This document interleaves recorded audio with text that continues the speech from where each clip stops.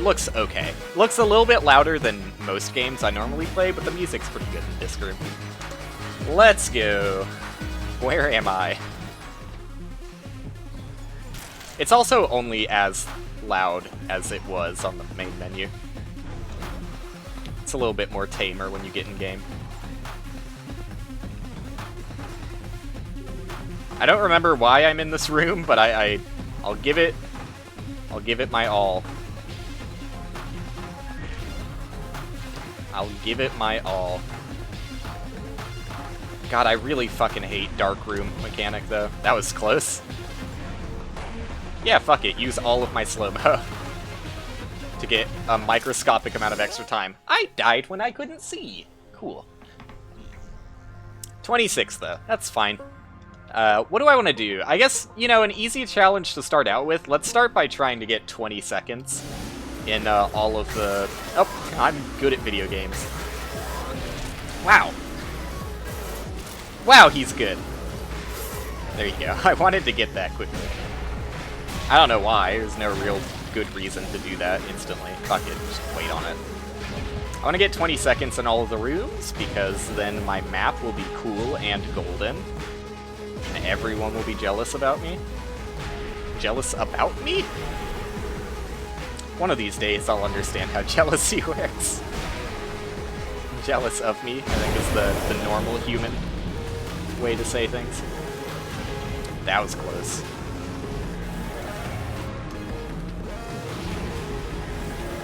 Definitely a little bit messier after you get the first 10. Oh, fuck. 20 seconds shouldn't be that bad, though. I don't understand how clone will literally ever be usable, by the way. Like, how do you use clone? It has way too much of a drawback.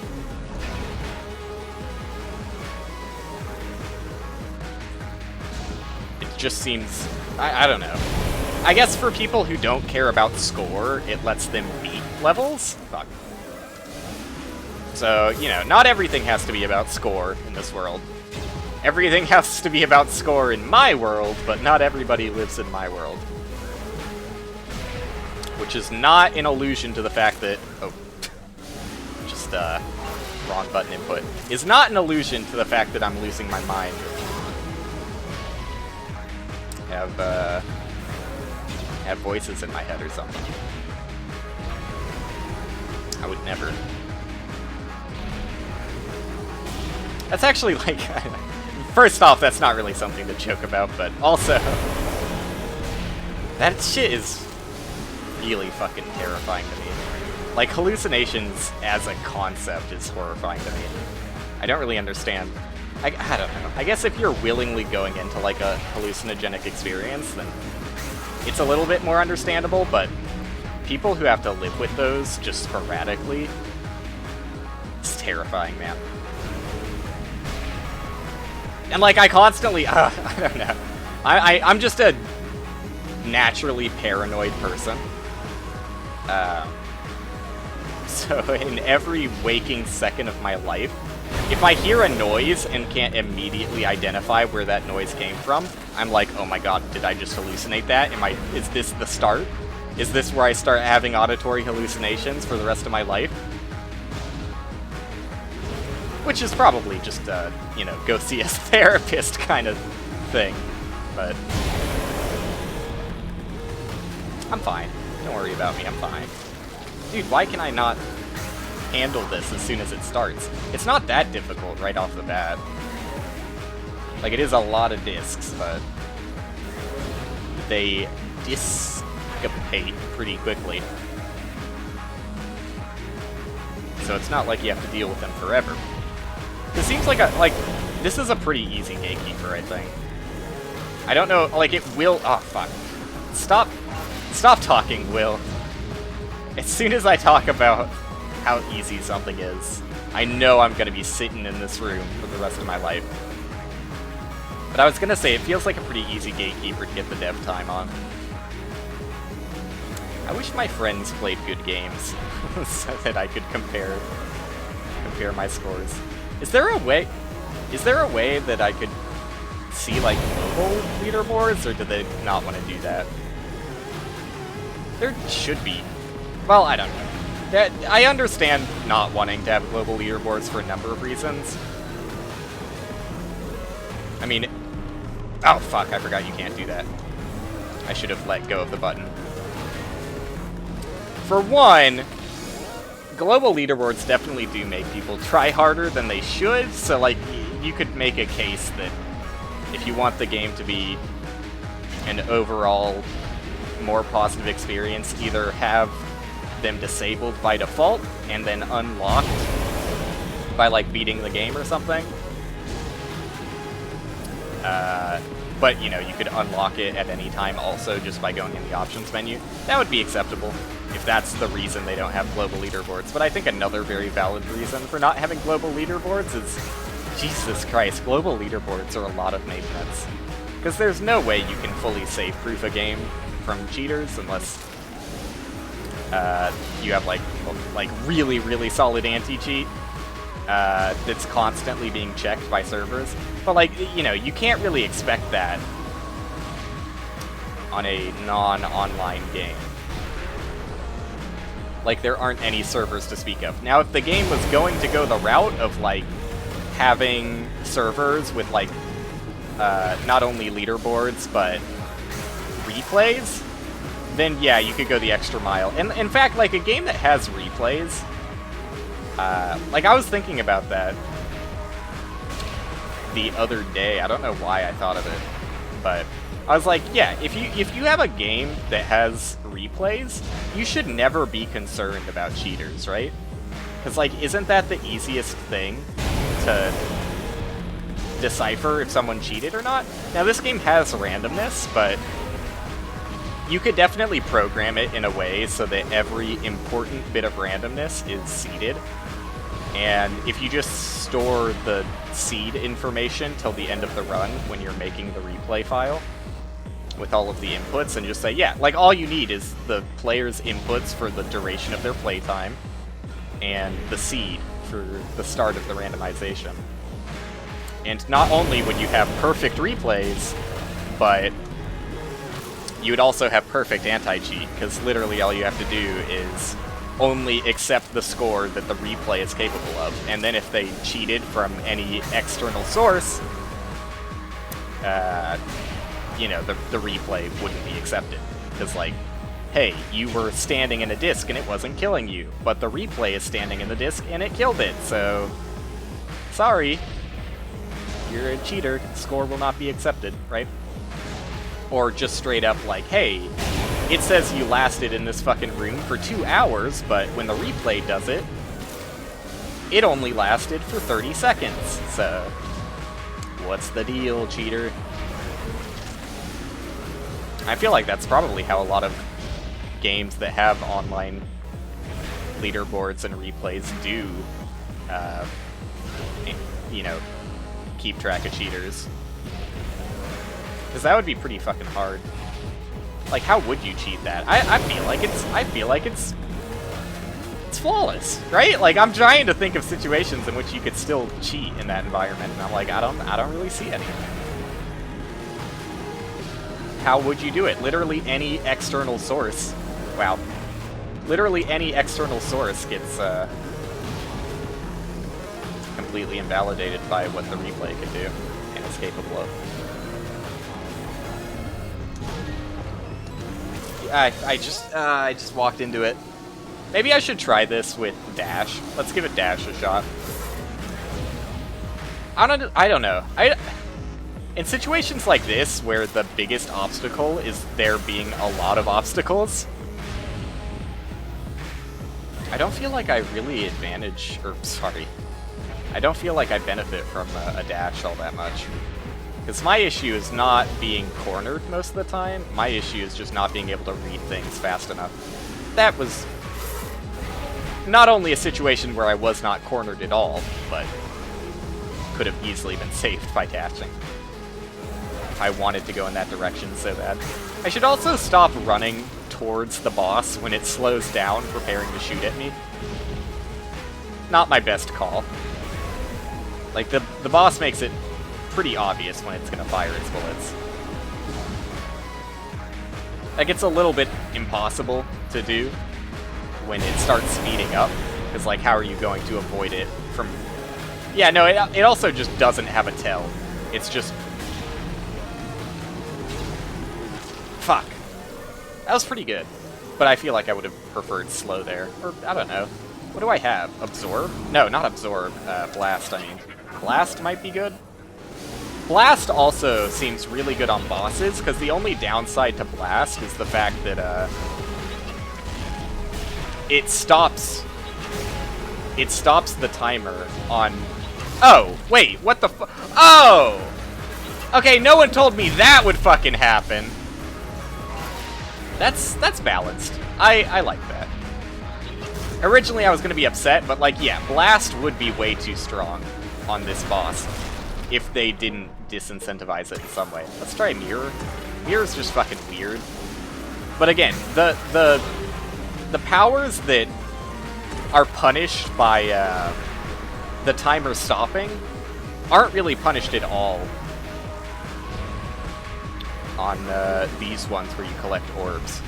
And also, I would imagine the ones where you step on floor tiles too, but I guess I don't really know how that works. Maybe if you step on a floor tile while you're holding this out, you don't actually get it. You definitely still get the orbs while holding this out. Your movement speed is slowed down while you're doing this too, though. That's actually kind of good, though.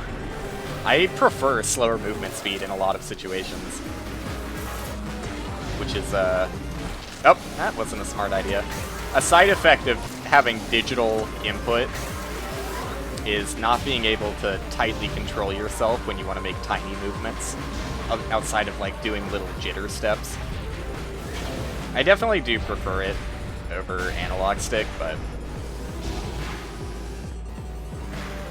comes with its downsides.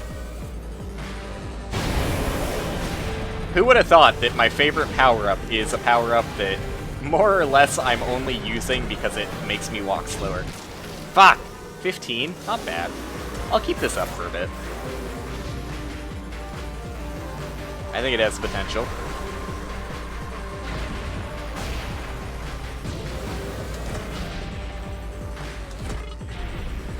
Starting to actually use the teleport, but the problem is when I'm using it, I'm not focusing on my actual body at all. I'm only focusing on the teleport body, which can very easily result in me dying. I don't like this spot. Maybe I shouldn't have put myself into that spot. Dude, I've been getting a lot of texts from my dad and sister. Okay. Never mind. I was just making sure that... Because they were talking in a group chat.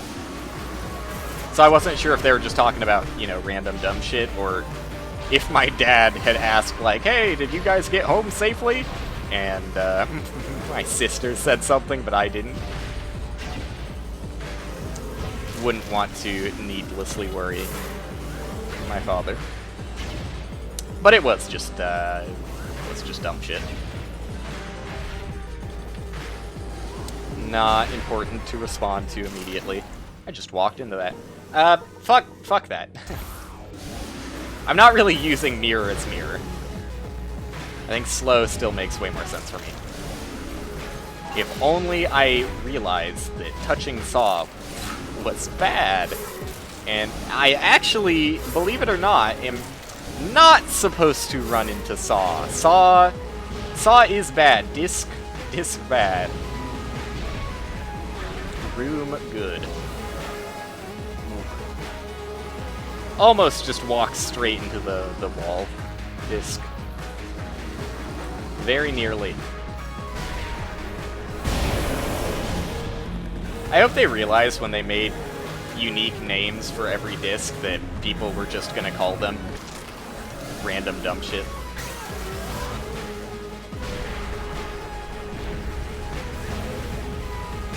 Like, what the fuck is a golden carcass? You mean the golden circle disc? Hollow disc? Sequel to Hollow Knight?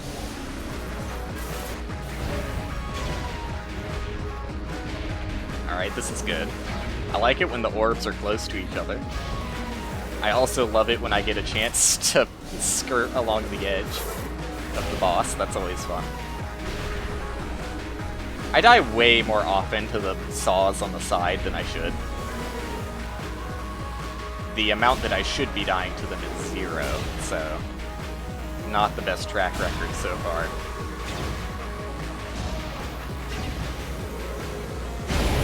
I wonder if the boss gets harder if you, like, double kill it. I would assume not, but, like, what happens if I get to 20? Does it get harder again? Or does it just dynamically, or sorry, not dynamically, what's the correct mathematical term? Does it just, continuously get harder? See, but that's just a word people use. What I mean is it a smooth gradient in difficulty? I guess that's not necessarily what continuous means either, though. Continuous is just, you know, mapping two points of interest together. To explain it in the worst way imaginable.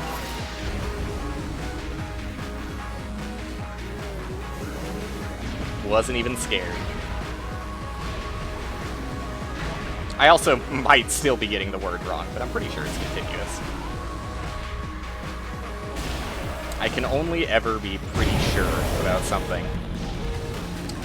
But isn't that the sign of a true genius? Always leaving room for error. That's it. Invite me into Mensa. What is the deal with Mensa, by the way? Is that what I think it is, or am I saying something entirely unrelated? Isn't Mensa like the fucking...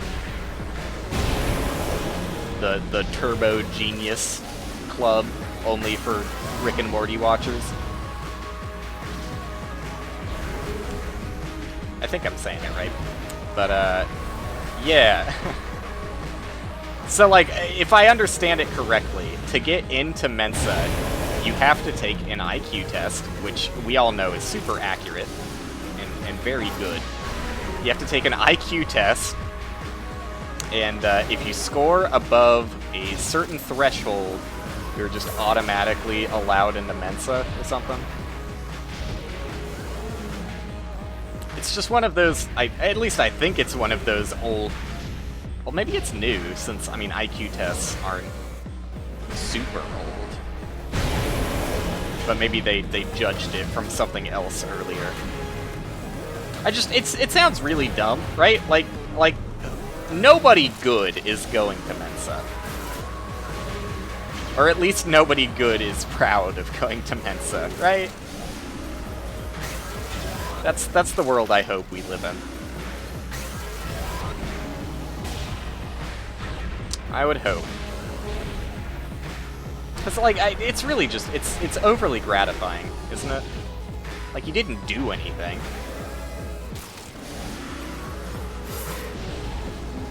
I mean, sure, you got a number on a test that, you know, is questionably accurate. And questionably is generous. But... I mean, what do they do there? Also, like, what do you do? Do they have meetings? What do you do at a Mensa meeting? You talk about your plan to overthrow modern society. Do people use it to meet dating applicants and their incredibly strict dating regimen? I will only accept a significant other of 200 IQ or higher. It just seems wild.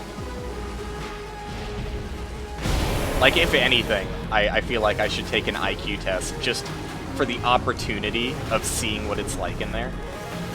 Like, surely, I don't know, I have way more hope in humanity than I should, but surely the only people going to Mensa are also people who just want to know what the fucking deal is, right? Like, it's not just a party about people stroking each other's dicks over and over again.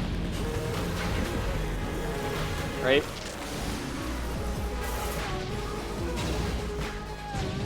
Like, no doubt. if you're proud of going to Mensa, you're putting that shit on your resume. Like, yeah, I might be unemployed now and have no applicable skills to the job whatsoever, and dropped out of college twice, but I have 300 IQ and have gone to several Mensa meetings, so I think I'm qualified for the position. Is that how it works? Is that how people think it works? Maybe. You know, maybe I'm missing out. Maybe I'm the one who's, stuck in his own ways. Maybe I need to start getting smarter. Go to Mensa. What do they do in IQ tests, by the way? I think my mom set me up for one when I was super young, but I have very little memory of it. So, like, yeah, if you want to track how accurately IQ tests can show how smart you are, then I'm sure giving an IQ test to, like, an 8-year-old is a good start. That'll definitely tell you whether or not you should throw your kid in the dumpster at 8 years of age. Ah, fuck, he didn't make Mensa. He's not a keeper. Sorry. You know, I hate to have things go this way, but we only raise our children up until the minimal age that they're allowed to take IQ tests, and if you don't pass, that's it for you, buddy. You're up for adoption. See you later, bucko. Speaking of adoption, how does that work? Is there a maximum age that you can put someone up to adoption? Or are there, like, edge cases? Like, there are definitely some circumstances where, like, yeah, if you have, like, an 8-year-old or something and you just do not have, whether the time or the money or whatever, you don't have the ability, the physical ability, if you're disabled in some way, shape, or form, to take care of your child anymore. I'm sure there are definitely cases for adoption at that age, but, you know, you would think there are some restrictions about that kind of thing.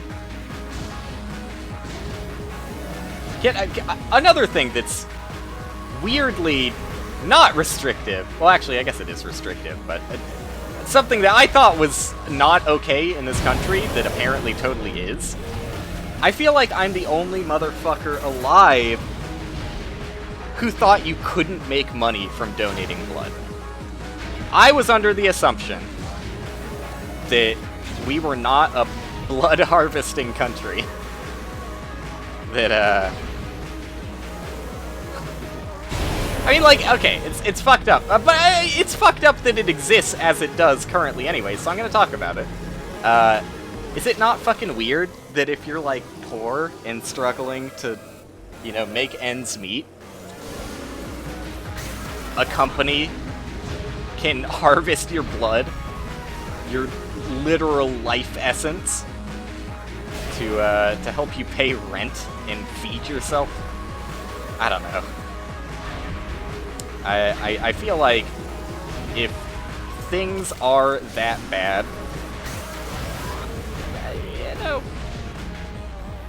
maybe the country should look out for its citizens a little bit more. But that's not controversial. Well, apparently it is to some people, but it shouldn't be controversial. Like I said, I have way more hope in people than I should. I don't know why. I don't know what has given me this ungodly hope that has no real rhyme or reason to it, but I don't know. I guess it's just, it comes, the same reason that I hope Fall Guys will get better, even though nothing they've shown has really demonstrated their ability to make it better. I just blindly hope that people are good. When some people, for pretty obvious reasons in most situations, are not good. Or just, I don't know, unfortunately gullible and swept away by what they think is how the world should be to benefit them. Isn't that weird? Like, isn't that so fucking backwards that... And you know, I'm gonna show my political affiliation pretty hard here. But isn't it the most backward shit that conservatives and Republicans are, you know, open about what I would consider selfishness, but that, you know, they're fine with it, and they're like, yeah, the country shouldn't support every citizen because they don't deserve it as much as I do, or whatever. Isn't it fucking backwards as hell that, like, most people who believe those selfish things and think that they will benefit from their political beliefs are the ones who benefit the least? I mean, like, no one really... Well, I don't fucking... I'm getting into things that will upset people, but... Whatever, dude. If I upset people... What? This ain't your safe spot, sweetie.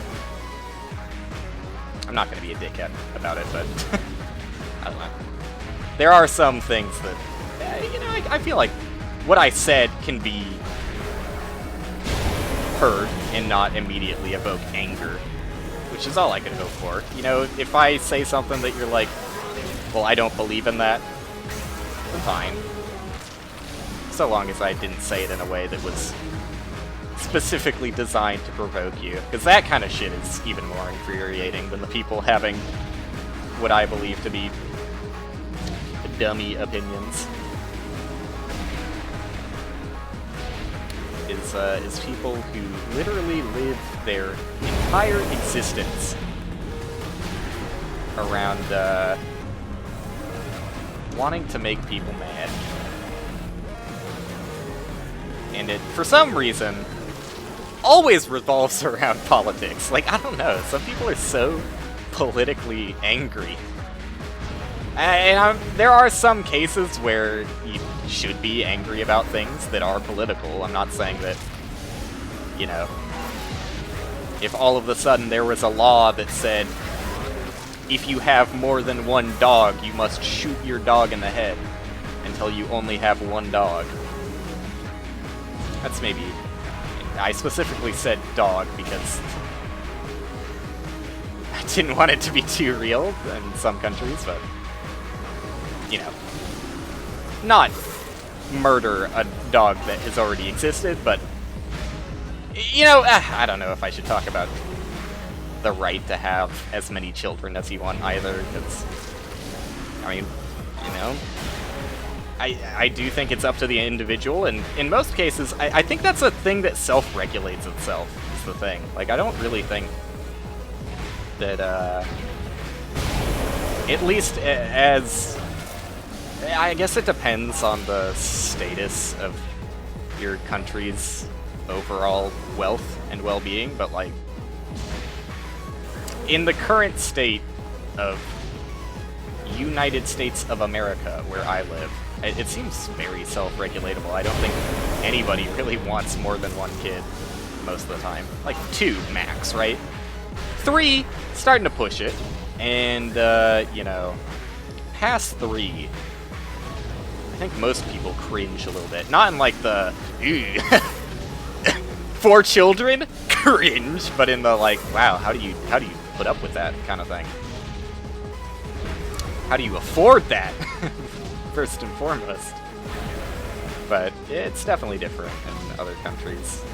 And it was definitely different when the world as a whole was different. Obviously, when child mortality was, you know, above 50%, you start to see a little bit more reason in having more than one kid if you're not even sure if the one kid will make it past 3.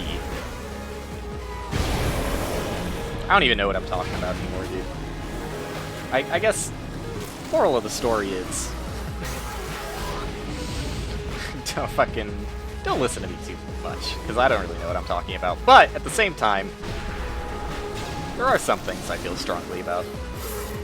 And you know, I would never say, like, I'm what's the right word to use here? I'd never say I'm an expert on any topic, literally any topic. Because, you know, that's something I feel strongly about. I don't think that anybody should... Well, I think literally one person per category should be able to call themselves an expert in that category. Unless it's like, you know... I guess I'm eating my own words if you're going to be pedantic and say, well, I'm an expert on the alphabet. Where are my expert points? But what would it take to be an expert on the alphabet? Let's delve into that a little bit. Are you really an expert in the alphabet if you can't immediately index what letter is at 12? You know, what's the 12th letter in the alphabet, right? Can you say the alphabet backwards? If I gave you an index of numbers, could you repeat the alphabet as indexed? I think that's what it takes to be an expert in the field of alphabet. So if you can't do that, sorry buddy, you're no fucking expert to me. This is really bad. I have to use all of my time juice there. Try and let off of it for a little bit. Are you fucking kidding? Are you fucking... I was one shy. Damn, this is way harder than I gave it credit for. This is the same situation that I'm running into that I had with the golden carcass room. It seemed so easy on the surface. Turns out, a little bit harder than expected. Definitely does benefit to get some really... Well, that's dead. In the water? Ah, fuck. It definitely doesn't hurt to get lucky with the orb placement. Especially right when it's transitioning, after you get the 10th orb.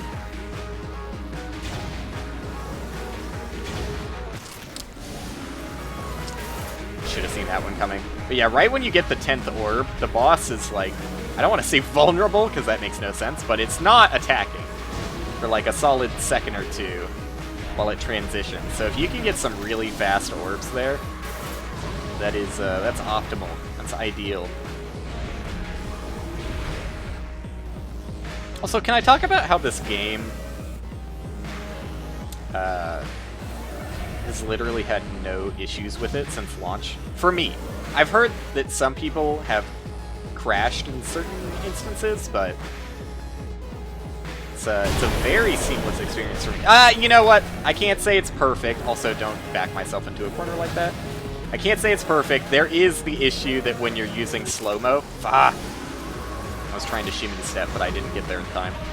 When you use the slow-mo against a door, you can get yourself stuck inside the door. It's a very minor bug, though.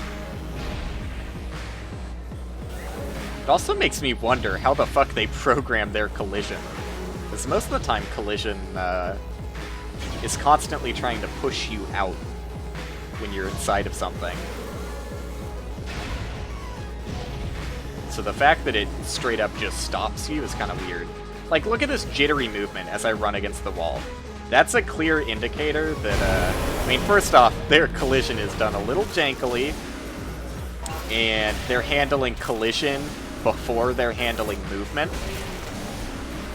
That's how you get this jitteriness. You should always handle movement and then collision. Because then if you're running into a wall, it'll always be fixed before render. Whereas if you handle collision and then movement, you'll like alternate from being in the wall and outside of the wall on each frame. But, you know, the jitteriness isn't that big of a deal. I also might be wrong about what's causing the jitteriness, but that's exactly what it looks like to me, because when I was not the cleanest programmer, I also accidentally had collision occur before movement in certain situations. And that's the jitteriness I experienced.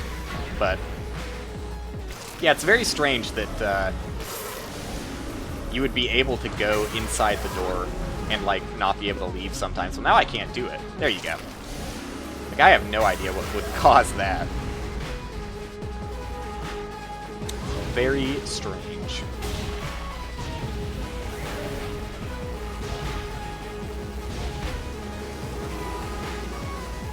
I feel like I've run dry on my banter topics that I... You know, that's why I go on these tangents, right? Whenever I have an opportunity to continue down a thread of conversation, regardless of how actually important it was to the original point, I'll do it. It beats dead air, that's for sure. And I've talked about that too.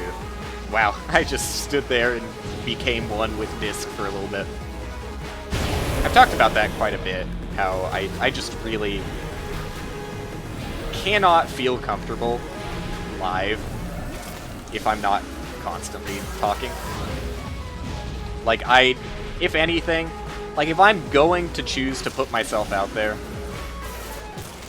I at least have to be entertaining, right? Like, if I can't be good at games, which we're obviously seeing as this perfect demonstration right here, if I can't be good at games, then at least be entertaining. At least say something that makes people go, huh.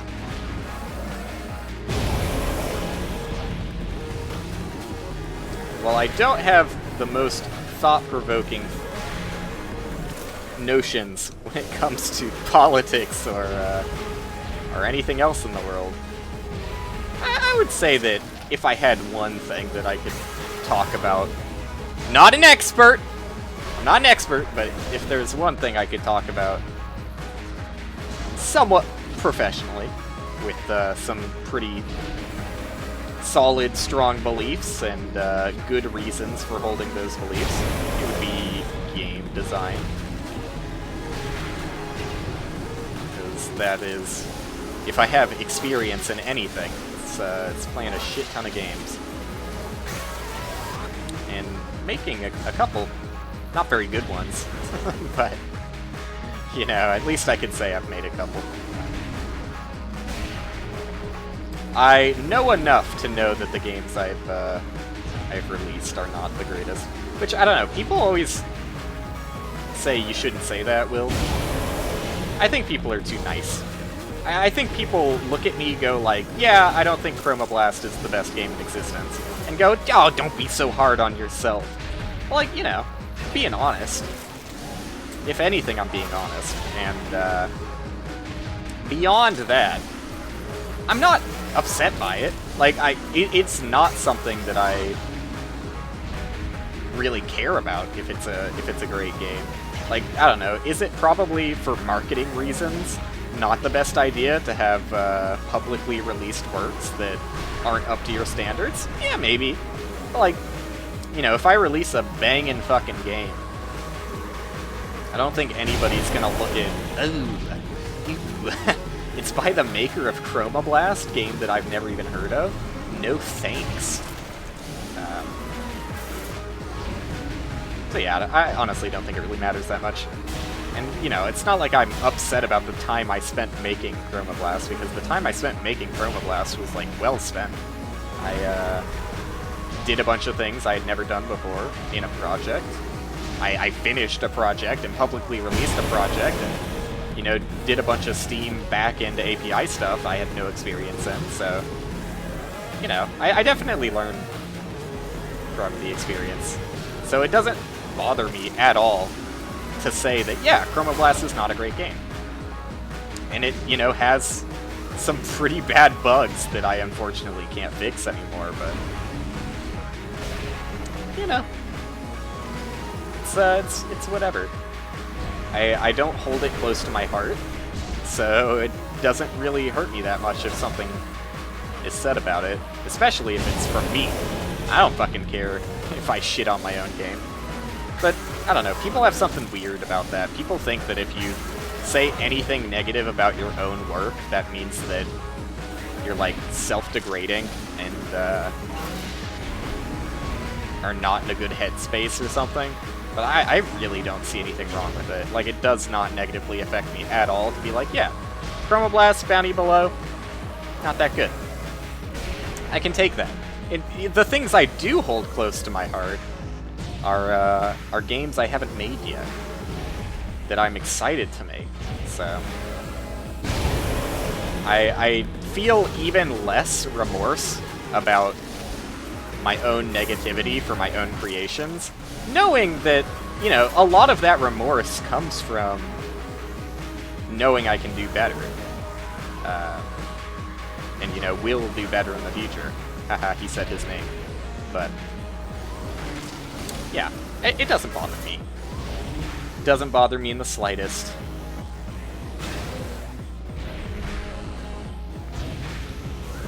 It's just, I don't know, I'm very critical on games, so it would make sense that I'm even more so critical on the things I create. That's typically the case. You are always, maybe not always, but people are typically more critical of their own creations. Far more than anyone else's. Like, you know, I can see a piece of artwork and be like, this is a goddamn masterpiece. But if I drew that same exact art piece, like literally the same exact one, I would be like, ah, it's kind of shit. I'd be like, yeah, the lines are a little bit uneven here, colors it's not really thought-provoking, shit color palette, shading could use some more, anatomy is a little bit off here, right? Like, anatomy's a fun one, though. I actually really like talking about anatomy in art. Maybe not talking about it. It's not something I've ever talked about, but I like thinking about it. Anatomy in art is really cool because, I mean, in animation, it's even more obvious, but, like, I don't know. I really respect the fuck out of a piece of art that has bad anatomy that looks good, and it's kind of hard to describe that, but, like, dude, some of my favorite fucking art, like, dude, the Team Reptile Twitter, and Tim Remmers, they know good art. They know good art when they see it. And they make good art. Like, I really like a lot of Tim Remmers' art. Hopefully I'm not misremembering his name. I'm pretty sure it's Tim Remmers, but my bad if I'm fucking up his name. I'll check it after stream so I don't do it in the future. I'm sorry, but yeah, some damn good art, some damn good character designs. I guess to I don't know how to, like, it's really hard to describe what good broken anatomy looks like, but it's way easier to describe in animation, because, like, there's a literal term for it, which is bone breaking. Like, you should do bad anatomy that looks good and more accurately conveys the motion you're trying to convey. Like, lively, fluid animation that has poor anatomy, way more interesting, more fun to watch than stiff animation that keeps all anatomy absolutely perfect. That was a kind of hard one to get. The orbs that are within touching distance of the side saws are the hardest. Especially when it gets to the second phase. I mean, everything's just harder in the second phase, so that's not really saying much. The one thing I will say about this boss is, I don't know, it's fine to have one boss that only has one orb, but I do like the other bosses that have multiple orbs at once. Like, even if it was just 2 orbs?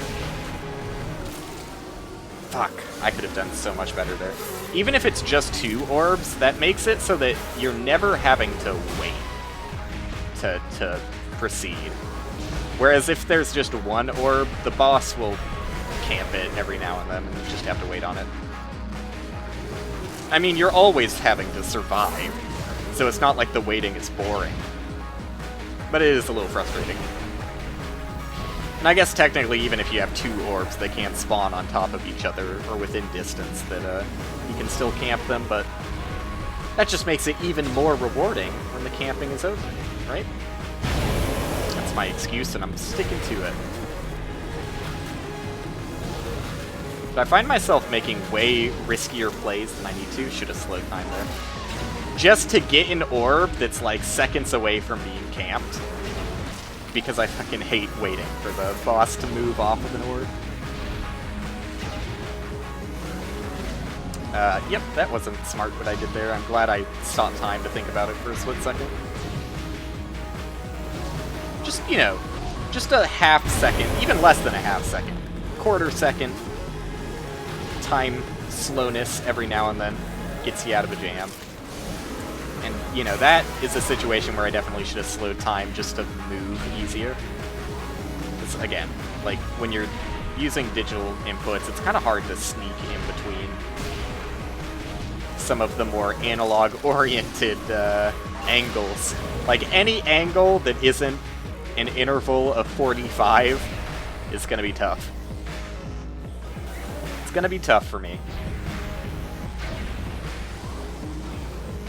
I want to play more fucking Lethal League, dude. Just talking about it made me go, hey, yeah, that game's actually pretty fun.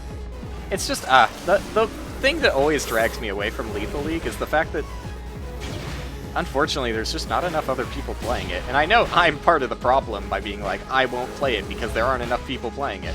But, you know, it's hard to sign a fucking petition that says, yes, we will all start playing Lethal League again. The only time that ever really happens in an online game is when a big update is released.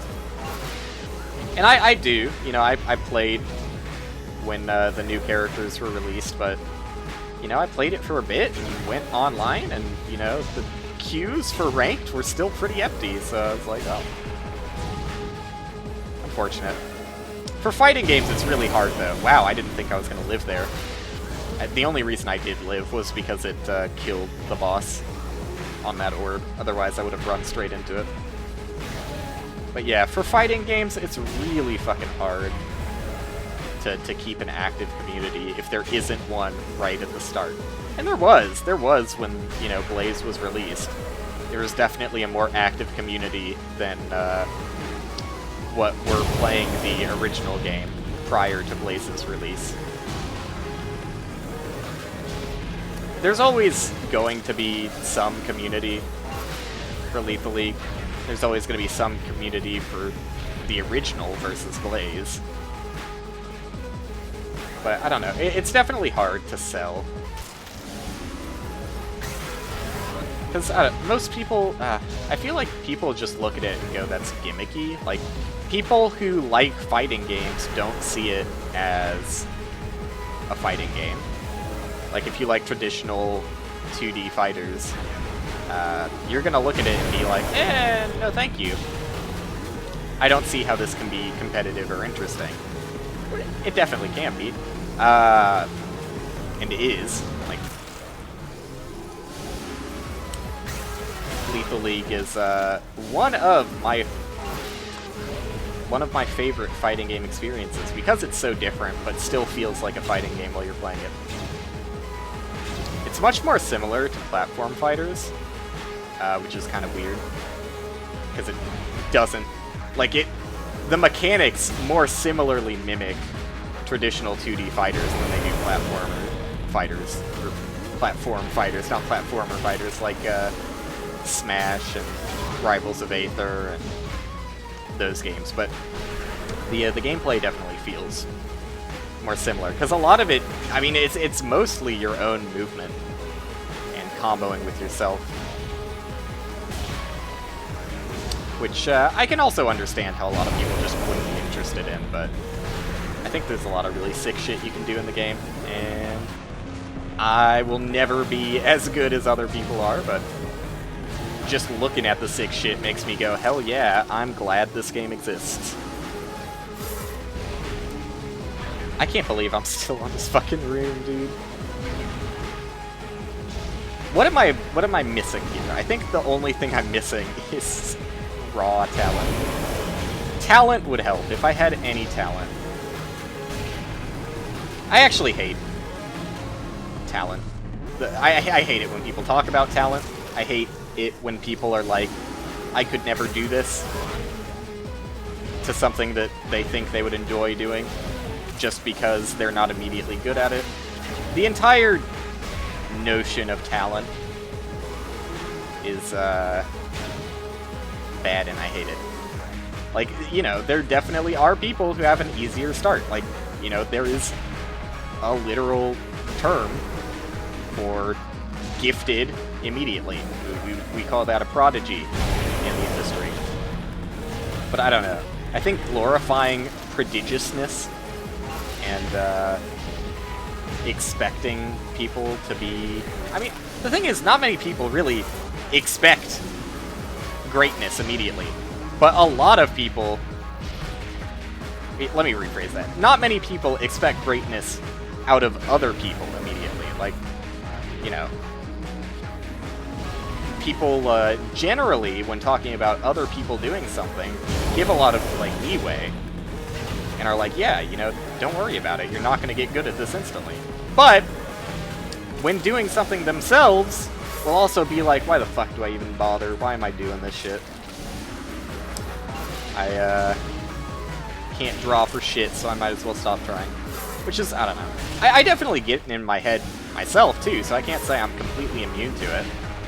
And there are certain things that, that definitely make it harder. Art especially, I talked about it with a friend of mine recently, Donald. One of the blind racers who has been gone for a bit, but yeah, he started doing pixel art recently, and has been asking me a few questions since I've done it for a really long time. I've done art in general for, well, not a really long time. That's the thing. I've done it for, like, when did I start development on Chroma Blast? That's literally the first time I started drawing things, and it was out of necessity because I didn't want to hire an artist, right? Like, my animations, the very first, if you want a fun little tidbit of info about Chroma Blast is literally the very first animation I ever made in my life. I did that, like... Wait, what did I say? I think I just said Chroma Blast. I didn't actually say the animation. The jellyfish in Chroma Blast.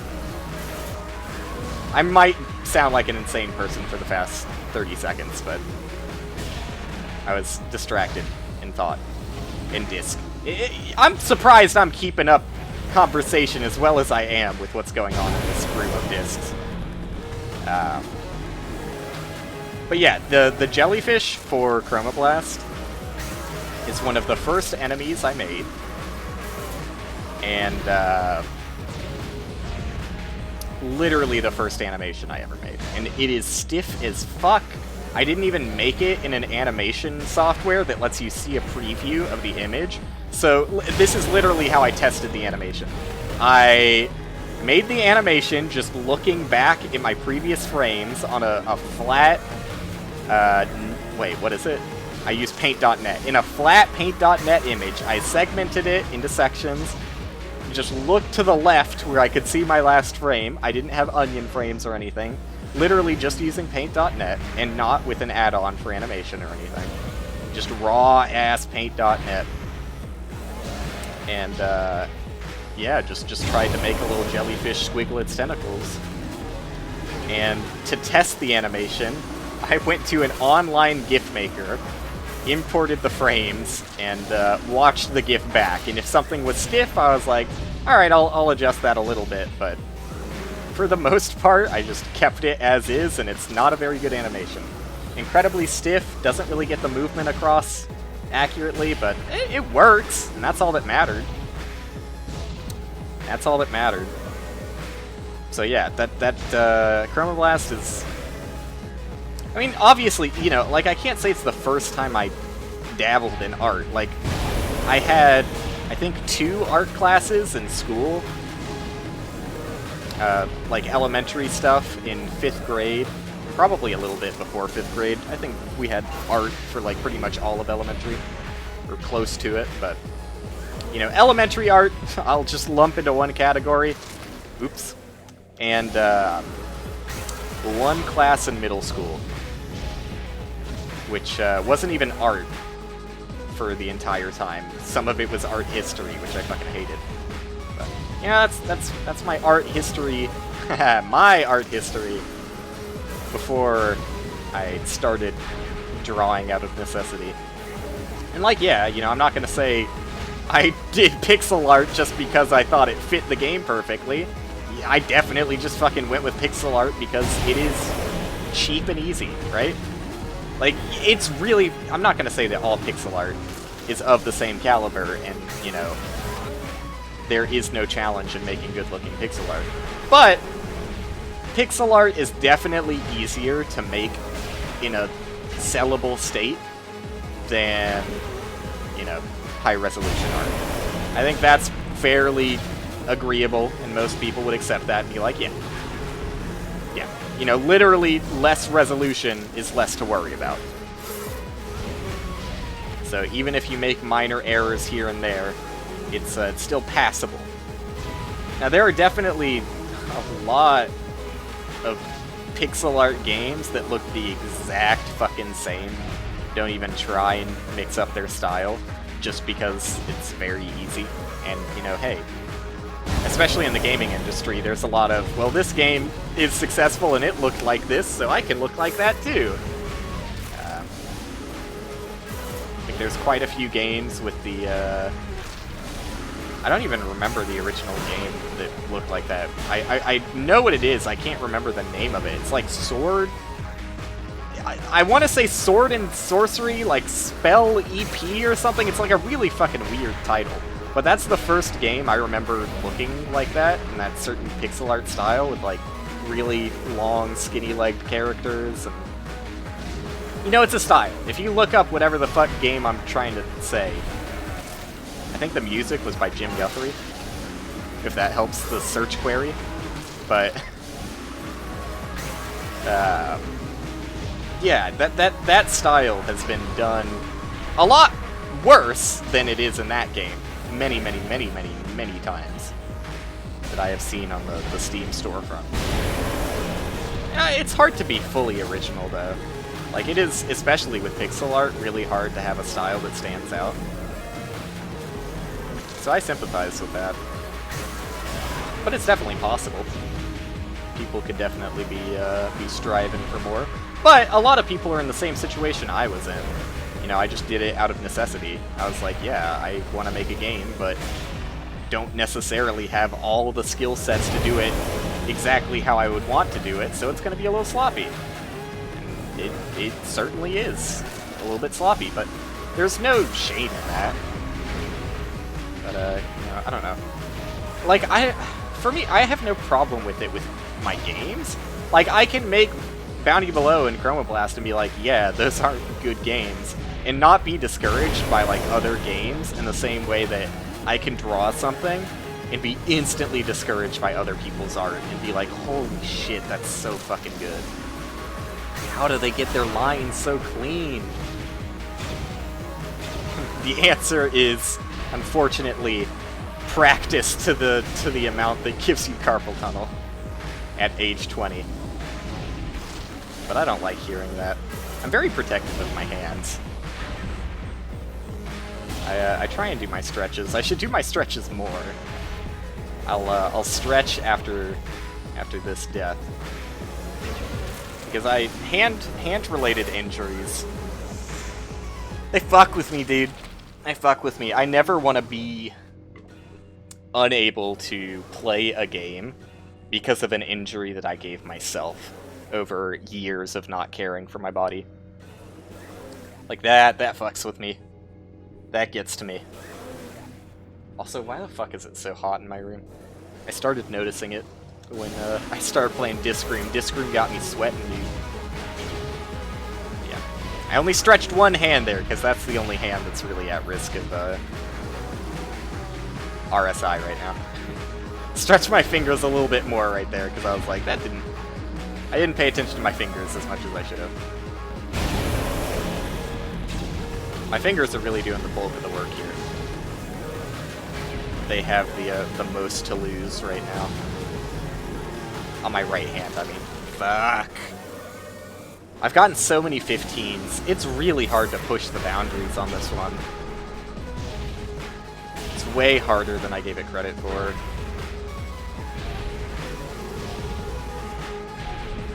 I haven't even tried hard mode, too. I wonder what's different. I imagine just more disc. That's what I foresee. Much more disc per room. How many more? Undecided.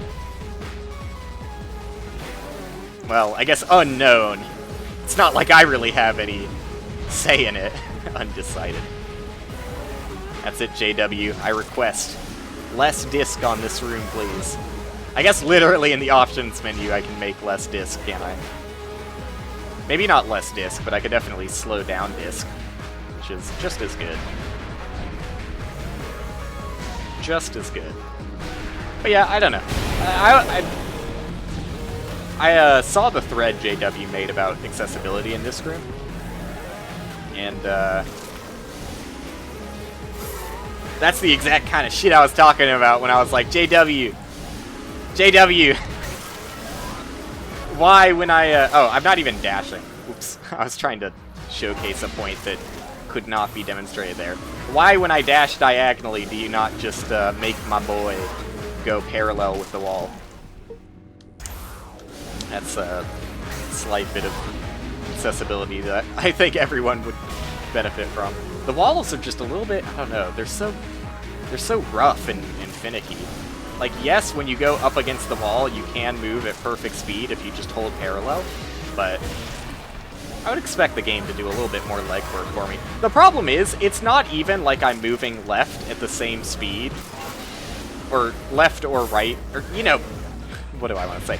It's not even like I'm moving tangential to the wall at the same speed as if I was moving diagonally. And the wall was a flat surface, because it's like the jitteriness does take away a little bit of your momentum, velocity. Some of it is lost by scraping up against the wall and the way it works. Not a smooth experience. Could be better. That's the one incredibly minor gripe that I have with this game's controls, is the walls are a little bit too stiff. Loosen up the walls, make them a little smoother, a little jelly walls, please. I want you to lube them up so I slide along them with ease. What, like, would that make the game easier? Yeah. Does it make the game more fun? I think so. Because currently, as it stands, I just don't want to touch a wall at all. Not because it acts like a wall, but because it makes all the rest of my movement feel awkward. I can't even imagine what it feels like on analog. How do I control this guy? Because he moves differently, the boss I'm talking about. The boss moves differently in Phase 2. Like, in this phase, it kind of ignores you and bounces. Sometimes it homes towards you a little bit, but like seemingly randomly. And it slows down when it shoots. This guy feels like he homes in way, way more. Maybe it's just because he's moving slower, so I feel like I can get closer. And by being closer, I'm letting him home in on me. I don't know. But it feels like he tracks you way more and turns way more in the middle of the screen than he does in Phase 1. The fact that he doesn't slow down and telegraph his shots is also a little tricky. But that's easier to deal with, honestly. Just, it's hard to control him, because, like, he doesn't just bounce side to side. He's definitely... Oh wait, no, he does slow when he shoots sometimes. I'm a dumbass. See, these are the things I should have paid attention to. Like, I have to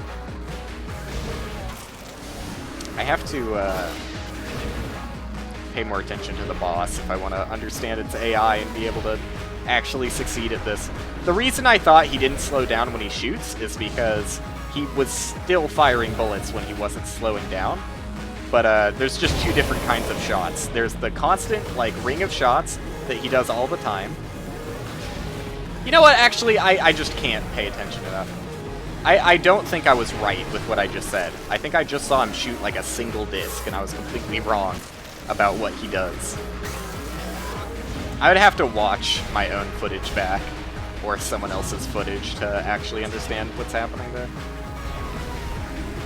Whatever, I'm just gonna go back to my old strat, which is, don't care about any individual disc, not even the boss. Just, look at discs around you and rely on natural instinct. Gaming prowess.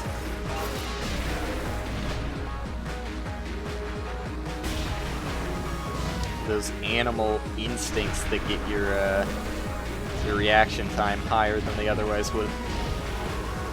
If you're thinking about what you're doing. Do not think, only game. You think that's how people... This is just... literally, this goes nowhere. I was gonna say, you think that's how people get addicted to slot machines? No think, only game. They're gaming, dude. Gaming at the one-arm bandit.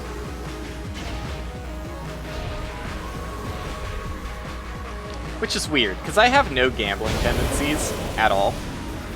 Like, anything that involves real money, just something in my body is... Like, I won't even spend my real money on things that I need, because I'll be like, ah, that's a big fucking purchase, dude. Like, I was so hesitant to get a car, even though, like, you know... I mean, you don't need a car. You can definitely survive, but Houston, which is where I live, has really fucking horrible public transit. So I would... If I don't have to rely on it, then, yeah, a car is about as essential as it gets, outside of shelter. Being able to make it to work on time, even though that doesn't stop me from being a few minutes late every day. But, the ability to make it into work on time, so that I may sustain myself into the future. It's about as need as it gets. But, where did I start that? Yeah, gambling, right? I was going down the path of gambling. I find no desire to gamble with real money. Unless it's, like, slightly skill-based gamble and for fun. Like, I don't mind throwing a little bit of money down for, you know, like poker or something with friends, because, like, yeah, you kind of need to put some money down, because even if you don't really care that much about $5 or whatever, with like a 25-cent minimum to buy in, like, you can't play with no money. Playing with no money puts you in a situation where you'll just fold on every fucking hand. But when you have to buy in, I mean, I still fold on 80% of hands because I'm not a confident poker player, but yeah. That's a situation where I can understand gambling, because, like, it just makes the game more fun. You can't really play poker without putting money down. It also just makes, I mean, you know, with friends, I'm fine of gambling, like, skill-based things with friends. Like, that's perfectly fine. Got myself stuck there. I need to use my slow-mo way more. I have too good to use syndrome on it. There's so many situations where I'm dying with a full meter of slow juice. Should just use it. Just use it, forehead. But now that I'm getting to the actual point of things, I have no desire to gamble in real life, really. But video games are a different story, dude. Nothing gets me quite excited like opening up some stacked decks in Path of Exile. But that's because, like, you don't really pay for it, right? Like, you just find it from gameplay. That's, like, my favorite kind of gamble, though. Like, I really fucking love loot boxes that you just get through gameplay, and there's no monetization tie-in with it. And there's no buying into the loot box. Like, that's the biggest thing. If you give me an option of, hey, here is something, like, here's a shop where you can buy in-game items with in-game currency, but here's a loot box that you can get everything inside of that shop for cheaper. You just have to get lucky. Then it kind of defeats the purpose of loot boxes for me, because that's where it triggers the part in my brain where I'm like, even when it's a video game, at that point I'm like, I'm not going to gamble on this. I know that if I just save up my money, I can get what I want, and that's 100% chance versus the 10% chance, or however low it is, doing it the other way. It obviously depends on pricing. Like, if something costs like 10 million in-game rubles versus a loot box that has a 1% chance of getting it, costs 2 rubles, you know. You can do the math on that one yourself. I wasn't even looking at my screen. You can do the math on that one yourself. It's probably in your best interest to use the loot boxes there. But yeah, I find a serious aversion to gambling when at all possible, but when given the opportunity to do it with literally no loss, and it's just like a loot box I found randomly, the only randomness, or the only chance of losing, like, you're always gonna win something, right? The only thing you can lose is the opportunity cost that you could have gotten something better, right? Like, you can't feel bad about that. You got free shit, right? I can't feel bad about that. So that's why I love loot boxes given to me for free. That's my TED Talk. Thank you for coming. Like, there really is some meaty grab to it, right? Like, it's just the Skinner box, right? You're rewarded for not really doing that much.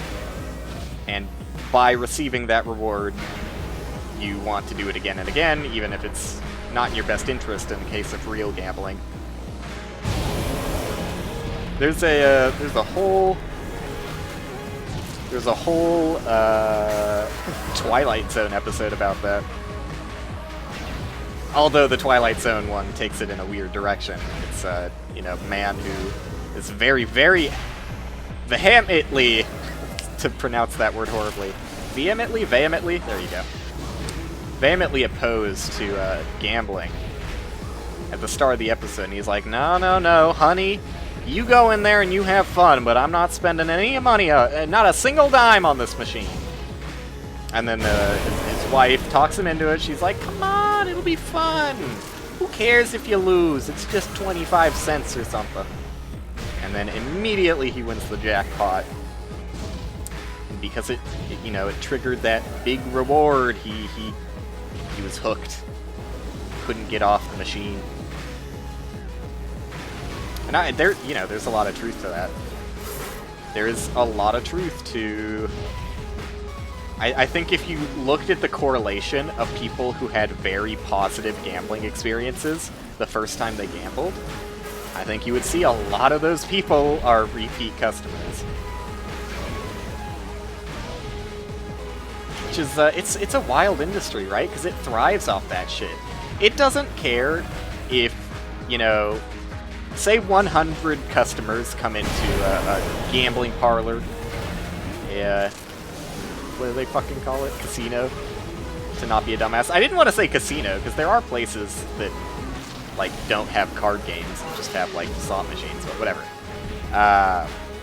Whatever your fucking choice of gambling is, say 100 people walk in. Only one of those people are hooked. Like, they give out one jackpot, right? And say they lose a lot of money.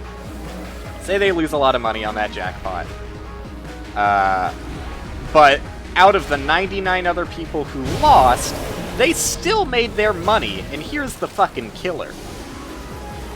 The money they gave away to the person who won the jackpot, you know, if they fall into the psychology of it and happen to be a person who's swept away by gambling, they are going to give that casino all of that jackpot money back and then some.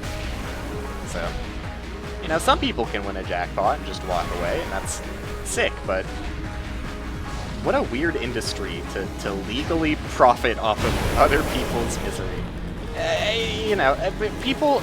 I hate it, though, because, like, people can be like, just let me have fun. I have fun playing Jack... Or, what did I say? Jack Black is what I was going to say. I have fun seeing Jack Black live in theaters. Live on the stage. Tenacious D. But no, I have fun playing blackjack, right? Like, blackjack is a very social game, and I get the camaraderie about everyone is against the house, and even the house wants you to win, unless you're counting. So yeah, there's something to it, but it's kind of bad, right? Like, you can have fun, and if you're fine, and you set a limit, and you're like, fine, I'm going to spend $20 on blackjack, which is an unreasonably low amount, but I'm going to spend $20 on blackjack tonight, and I'm going to have a good time. Right? That's fine. Have fun. But I don't know. I feel like...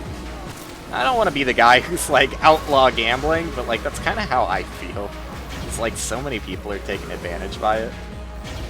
Like, you could still play blackjack at home. We have blackjack at home. But, I don't know. Is it worth it? Should it be fucking legal? I don't know. You can tell I'm not a libertarian. Is it that obvious? I wear my politics on my sleeve. Not too much, but it's you know, it's at the level where you can understand my beliefs on a lot of things by hearing me talk about any given subject. And, at the same time, hopefully not being obnoxious about it. That's all I could hope. If I can talk about things that, you know, some people disagree with, but... I mean, this is literally just a repeat of what I said earlier. Just not be obnoxious about it and make people mad, then I'm satisfied. However, give me more free loot boxes. Because I'm fine with being sucked into the psychology of it if I have nothing to lose. That's my favorite shit of all time. Which is why I'm telling you, dude, they have to make the ending of a Fall Guys game when you get killed. They need to make it so as you fall down those pegs, you can Plinko into various rewards, bonus rewards. I'm not saying they should give away crowns from the Plinko, unless it's, like, really, really rare. Then it would be acceptable. I don't know. I was gonna say, there's something to crowns only existing as a currency for winners. But A, that's kind of mean.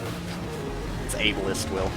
And B, they already don't do that by having crowns as rewards in the Battle Pass. So, fuck, dude. I used my slow-mo well there. And got a better time than I have in the past few 30 minutes or so. But, oops, don't just stand still there. It was like a deer in the headlights. Just saw a disc and was like, there's nothing I can do, dude. Prometheus did. I didn't exactly Prometheus it.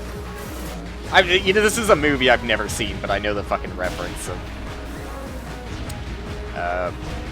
apparently there's a scene in it where one character runs away from some falling object or something in the least optimal direction and are punished for it to some degree. I don't know. I haven't seen the movie, so that's my understanding of it. Anyways, let's not talk about movies I've not seen. Instead, let's talk about movies that I've not seen that I'm going to see. I will probably never watch Prometheus in my life. I haven't heard the best of rave reviews. Fuck, dude. But yeah, I'm probably tomorrow gonna watch new Borat movie film. Because Borat 1, very nice. Good movie. Would recommend to anyone who has not seen Borat. I think that's pretty understandable. Who hasn't seen Borat? That's the other thing about the movie is, like, I don't know, Borat, like, literally in the marketing of Borat 2, Borat's subsequent movie film, they start out the marketing with the fact that everyone recognized Borat. So I'm curious to see where the movie goes that somehow dodges that major issue. I mean, maybe it's maybe it doesn't matter if people recognize him, right? Because I don't know. There have been, to tie it into something somewhat relatable, there have been guests on the Eric Andre show that know what the Eric Andre show is about, and I can still work with that. They got it to work. I do definitely think there's a lot better reaction out of the guests that go on the show that have no idea what they're getting into. Like, you get some real raw fucking emotions. You get some really pissed off people. I think my favorite one is still the guy who just completely shits on Eric at the end of the interview. It's just like, you're talentless. What are you doing here? I don't remember the exact quotes, but that's a great fucking moment. Because that is the most genuine disgust I have seen on live air. Well, no. Yeah. I mean, I really love those kinds of things on TV. That's not something you see in a lot of TV, especially not reality TV, which is a whole nother bag of worms. Reality TV is really fucking weird. I mean, first off, to mention the thing I was going to say, I really love Nathan For You, because you get so many raw, like, genuine moments with people. Like, very, very personal. And, you see a lot more into people in that show than you do on any other televised show. But, yeah, fucking reality TV. It's a wild one. Especially the shows that are, like, I don't know. I feel like there are definitely shows that started out, you know, immediately kind of to not take advantage of people, but, like, it's at the person on the reality TV show's expense, right? But as they go on, like, I don't know, how do you not feel bad for that kind of thing? Because at some point, I feel like some of these people are doing this dumb shit specifically so they can get on TV for it. And I don't think that that's too arguable. I think a lot of people would be like, yeah, people act a certain way, especially when given the opportunity on reality TV, hoping that it'll make them famous or something. But anybody who's on reality TV is always looking to benefit from it, not realizing that they're the butt of the joke. It's such a weird interaction. I mean, I'm sure, like, a lot of the shows, like the fucking Strange Addictions one, it's just like, oh god, there's some really, I mean, not even addictions, there's just some weird shit that you wouldn't imagine to be on TV in that show. That you're like, how much did they fucking pay you, dude? How much did they pay you to do this shit live on air? It better have been worth it, because, like, you are... I don't know if you're gonna recover from this one. On an emotional level. The damage is done. It's too late. Too late. I mean, you know, we don't even have to talk about the fact that a lot of reality TV is just fake, right? Like, people know that. People know that. And, like, even the stuff that is somewhat not faked, you're definitely gonna get people not acting as they normally would because they know they're on camera and they know they're putting on a show and, like, maybe they want to be in the good books of the producer or whatever the fuck, but if anything, they're just doing a certain thing to elicit a certain reaction because makes good TV, and if they make good TV, then they're more famous and whatever. But yeah, that's why you can't get any genuine reactions out of people who know why they're being filmed. And I'm not going to say you have to not know you're being filmed to have genuine reaction, but yeah, not knowing why you're being filmed, or at least being misled as to why you're being filmed, can get some more genuine reactions. Because everybody, you know, on Nathan For You is aware they're being filmed. I think there's some, like, hidden camera stuff, but, you know, for most part, people are consenting and agree with it, and are like, yeah, sure. And you know, anyone who didn't consent before the camera, I think has to accept release forms afterwards to still be televised without blurring their face or something. But maybe that law is different in different places, I don't know for sure. Don't know for sure. But I will say that, yeah, you know, most people on the show are like, I'm being filmed, but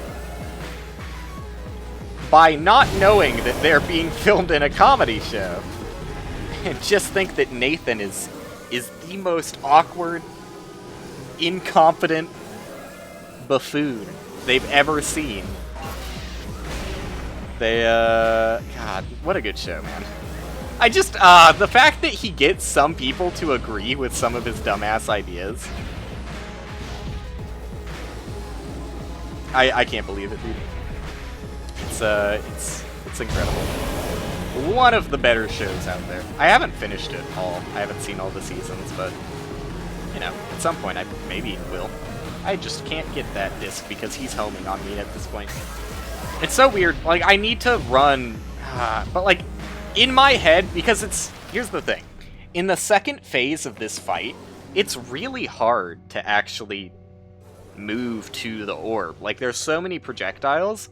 Finding your window, like, I was gonna say your one window, but, like, finding your window. Say you're here. Orb is here. Say there's a shit ton of discs in between. You're very rarely going to have a window of opportunity that lets you go straight to point B. More often than not, you're going to nudge a little bit closer, have to wait for an opening, nudge a little bit closer, and so on. But unfortunately, if the boss is in between, or not even in between yet, but like close to you or the orb, you just can't do that. Because the boss does home into you slightly, and more so in the second phase, I would say. I can't say for certain, but it definitely looks like it. Ah, fuck, I didn't even see that disc. I was looking ahead. Looking too far in the future, not focusing on the present. But yeah, it makes it really hard to nudge closer to the orb when the boss is nudging closer to you. Like, I need to move... Fuck! I need to move, like, farther away tangential from the orb.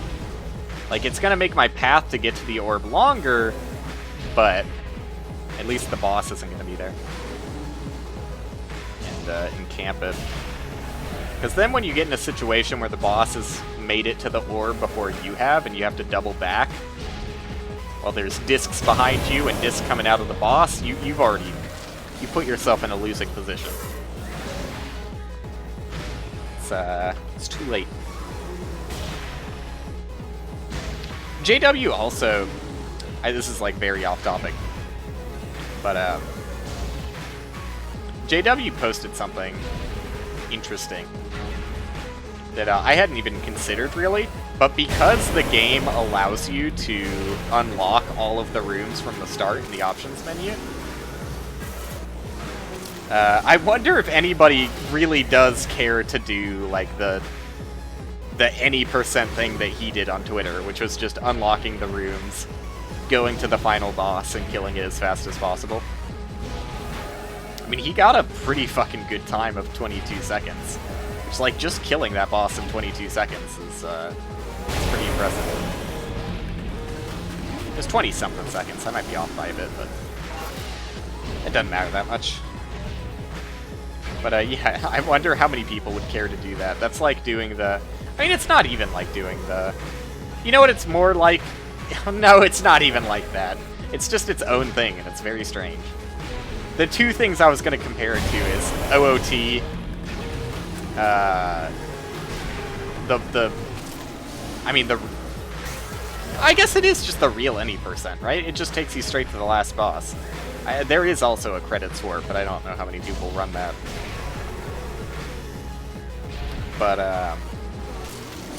no, the second thing I was gonna say is... Now I'm stalling, because I don't fucking remember what the second thing I was gonna say was. Speedrunning, fast... Oh, yeah, the second thing I was gonna say was, it's similar to, like, SMW, like the memory overload credit warp shit, but no. That's very different. It's just weird. It's weird that you can just put yourself at the last boss as part of the game. And that counts as the any %.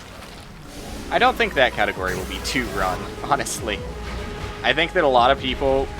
the accessibility options are cool, and I'm not gonna say that they're bad in any way, shape, or form, but I will say it does make the barrier to what people consider a fair speedrun a little bit harder, because when the game allows you to do so many things to make the game easier, the rules have to be much more explicit than they do in a lot of other speedrunning games. Much more explicit.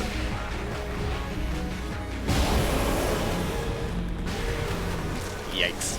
Bad decision. I'm not sure how much longer I'm going to keep doing this. Like, streaming right now. Not streaming as a whole. Although I have thought about that. And I talked about that on my 24-hour stream too, but like, I don't know, it is kind of weird. I don't really know why I'm streaming anymore. I am getting more and more work hours, which makes it harder and harder to find the time to stream. But I find myself feeling bad when I don't give time to stream. Because I'm like, you know, I've come somewhere. I'm not going to say I've come far. I've come far compared to how I used to be. And I'd say that I'm a fair bit more entertaining on stream than I used to be. But I don't know. I both find it hard to stream sometimes. Like, I wasn't even sure if I was going to stream today because of how late I got home. But I was like, fuck it. My girlfriend has already gone to sleep, so why not? Normally I'd be spending time with her, but if I have the opportunity, I'll throw in a stream. I would definitely prefer to be spending time with my girlfriend. Sorry, stream, but that's just the truth of the matter. See, I hate this. Like, it camped the orb twice, and that camp was particularly slow, because it slowed down over it. It makes attempts take way longer. Okay, here we go. Get as many orbs as you can, right off the bat, on transition. Fuck, dude. Why am I so hesitant on the slow-mo? Like, just do it. Just press the button. Like, you regenerate the slow-mo juice pretty fucking fast. Like, let me use it here. I'm probably back at full. I'm definitely back at full because I waited there and was confused. But, like, yeah, just use your ability a little bit more than you are. Not even, like, that much more, but just a little bit would help. Fuck! That's an opportunity where I should have used it. It's also bad because, like, the more I use it, the less I want to use it, because I'm like, oh, I just used it a lot there, so I have to let it go for a bit, so it regenerates. But, like, I'm literally never dying because I run out of slow-mo juice. I'm pretty much always dying with a full bar of slow-mo juice. So, like, if I can take more advantage of it, I should be. That was just a bad situation. That was a situation where I went for the orb when I shouldn't have, because I was going to corner myself, and that exact thing happened. Who would have thought? I cornered myself. I'm having a lot of fun, though. You know, even as bad as I am right now, still having a ton of fun with this group. Like, what a good game. Nope.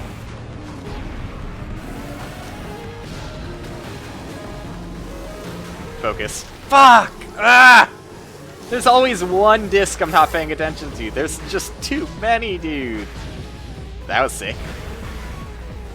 We call that the damage boosty. With the orb explosion can't touch me effect. That's what we call it. Not sure about that one. Here's the other thing I should really consider. Stop being a dumbass. If I just wasn't a dumbass, I think I'd have a much better time. Because I keep going for... Yeah, like, why? I was immediately going towards that orb that the boss was, like, nearly directly on top of. I was like, I can make it. I can make it in time. Maybe I could have. Maybe I could have if I really gunned for it, but is it worth it? No. I would say not. Does not make it in the worth it category.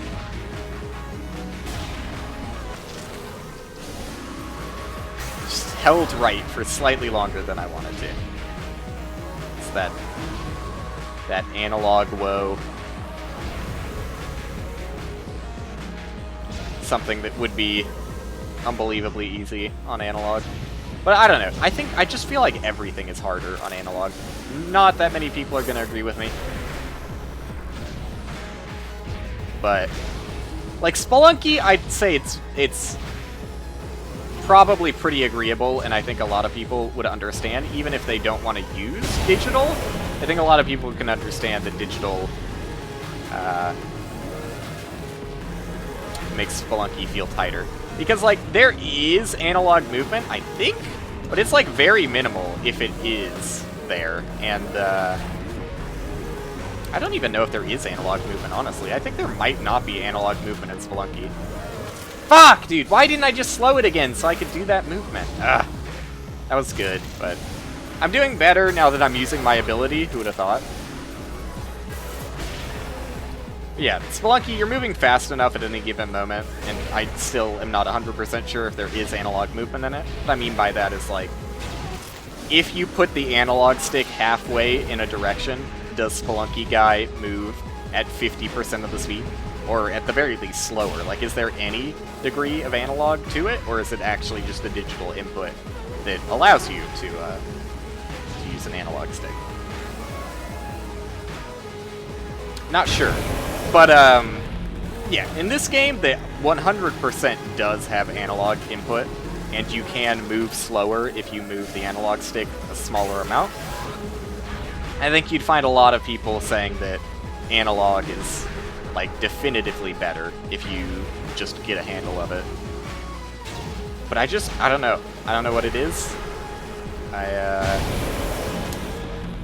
When I'm given the opportunity, I find myself more enticed by a keyboard.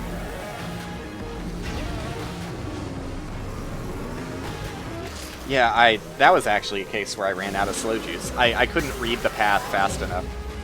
Here's the thing. If I had just found the next safest spot, gone there, and let go of my slow-mo, and done that repeatedly, instead of holding it down the entire time I'm trying to figure out a path, I probably would have made that. But because I'm a dummy, and just wants to see the line, I'm punishing myself a bit. Careful.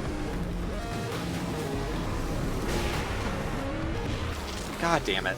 I was trying to hold up there, but I didn't go fast enough. Did not go fast enough.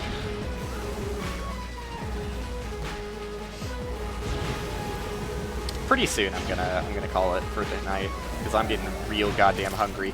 None of that was worth it. Let's go until 3:40 on the clock, see where I come. If I get a really close attempt, though, I'll keep going for a little bit longer, but I am fucking famished. Been a while since I ate.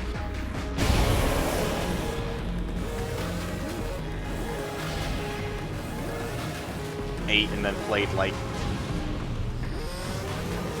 a really long game of Up and Down the River and a really long game of Catan, so god damn it, dude. And then had, like, an hour drive home, because I also had to go by my sister's place.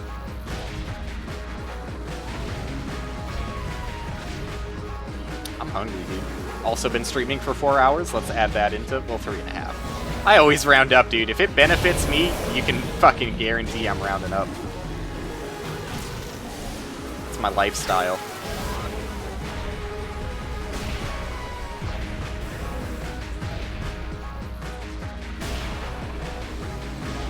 I exclusively accept programming languages that, by default, round up. Oh wait, that's none of them! There might be one. I don't know why there would be. Like, it just makes way more sense. Why? It just makes way more sense to cast the float value.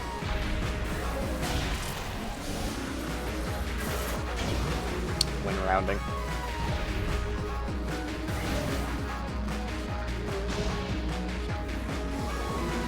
At least when you're rounding ambiguously. Obviously, there are functions to round the expected way that we've all grown up with in math class. Why is that a thing, though? Like, why did they give a lesson on rounding? Made it very clear that 0.5, 0.5 and up, you round that up. Like, yeah, I get it, it's closer. I mean, not 0.5. 0.5 is, by definition, as close to rounding down as it is to rounding up, but...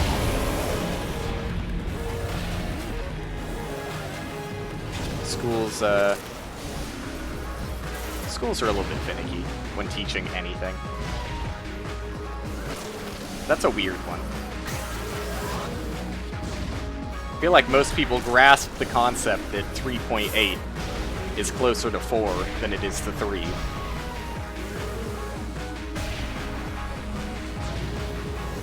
But making a very head-fast statement about 3.5 always having to round up, that's weird. It's weird to me. Dude, that was such a good start! Why did I throw it away? Why? I can't help myself, man. As soon as I start schmoovin', I'm like, I gotta keep up this pace and never use my ability, or I'm not a real gamer.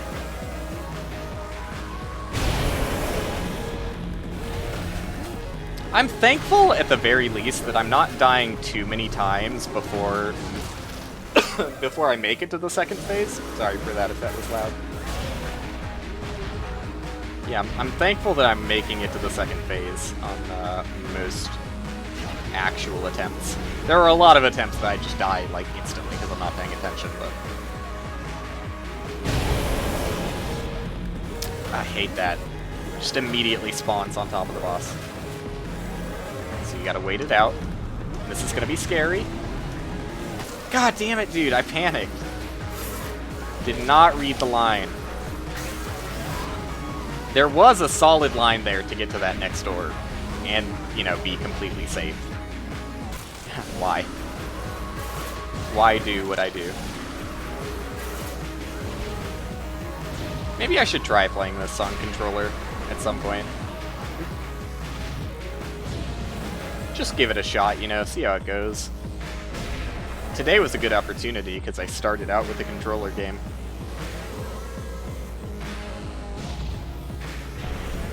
Should have given it a shot.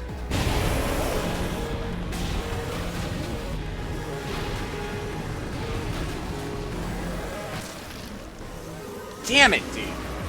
I just wanted to lightly tap. Like, the movement is slow enough that, like, you can really quickly tap and not move that far, but, yeah, I mean, that's definitely a situation that was not dangerous at all if I had been using analog. I'm talking myself out of keyboard a little bit too much. It's really not that bad. These are still situations that I could handle on keyboard. I just, which is really the thing I should be focusing on most. Is that I suck. bad gamer. Keeps putting myself in risky positions that I don't need to be in. Like that.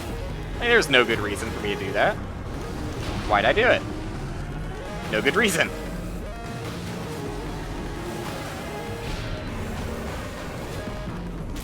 Fuck! Ah! That was really fucking hard, though. It's so hard to get around the boss. Like, I swear to God, the dude just chills out. Like, I can't focus on the boss when I'm focusing on the hundreds of discs he's shooting out, right? Like, I swear to God, this motherfucker just sits in the middle of the screen sometimes. Like, he moves so slowly. And he was literally just hard camping that orb. He went in a fucking circle around it. I don't understand his movement at all. I honestly don't really understand his movement in Phase 1 either. It's very weird. And like why is he turning there?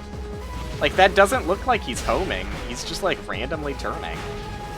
I don't fucking know what he's doing.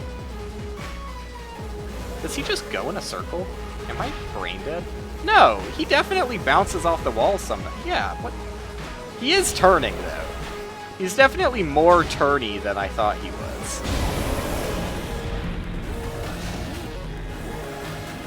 But he's less turny now. I don't know. I just don't understand his AI. He's really camping that orb, though. Even... Oh, God. I didn't think I was gonna live. Yeah, he literally at every opportunity bounced back towards that orb. Pretty sick.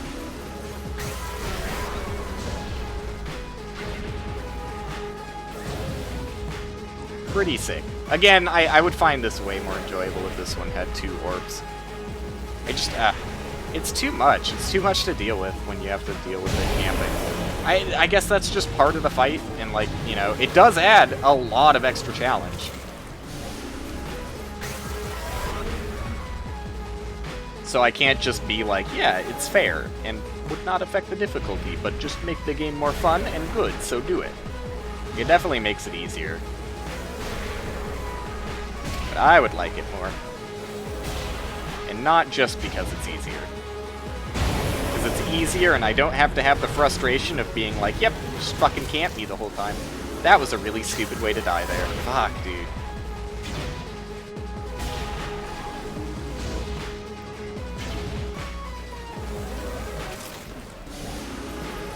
Stop dying to the fucking side blades again. The wall saws are, I'm over them at this point. I shouldn't be dying to them.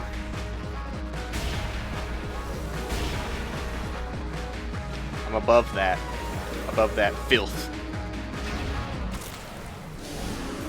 Again, a situation where, well, yes, I could have just let go of left there for a little bit, but I thought I didn't have to. Situation where if I could hold analog in a certain direction, that wouldn't have happened. Ooh, that was fun. I'm verging on Whiny Baby, which is very brave of me for assuming I haven't already passed Whiny Baby status. I think most, myself included, if I watched this back, would be like, why is he such a whiny baby all the time? Just stop running into the discs. Use your fucking ability! That was a really good opportunity where, yeah, you know, that was definitely risky to go for that orb in that situation at all. But I think I could have snuck out of there scotch-free if I used my ability. Yeah, again, another good opportunity for the old ability. I'm finding many of those. Again, I just, I see a situation and I'm like, I'm so good, and I know my own skills so well, that I know for a fact I don't need to use the ability here. I will just simply do it easily because it's a very easy task. And then I die. Almost happened right there, too, by the way. For the record, for those keeping track of how much of a dumbass I am at any given moment.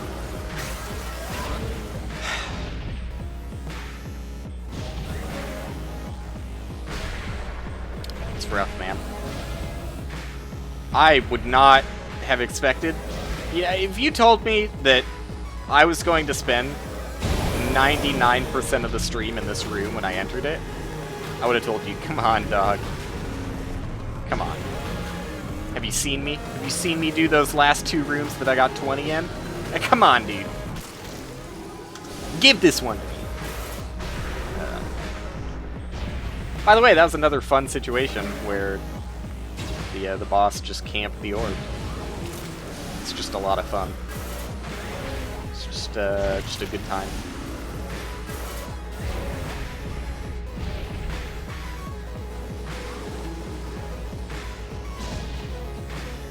I don't know. I feel like I'm probably just going to enjoy the rooms where you have to collect orbs or stay in the... I mean, staying in the circle... Wow, just walked into it. Staying in the circle is maybe a little bit less so in this case, but, like, definitely the rooms with orbs and the ones that you have to walk over the tiles. I feel like I'll find those less grindable than the ones that are just stay alive for a certain amount of time. That being said, both of the rooms that I've grinded on the longest have been rooms with orbs. So, maybe I'm just stupid. Maybe I know myself less than I thought I did. Doesn't help that the dude has unpredictable AI, and then also he just changes his direction randomly when you pick up an orb.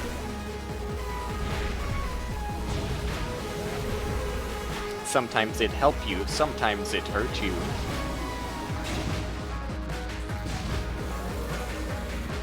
Nope. Like, he's so less curvy this time. This time he's going, like, mostly straight. He's got weird fucking AI, dude. I don't know how else you want me to say it. This dude's got weird AI, and I'm not afraid to say it.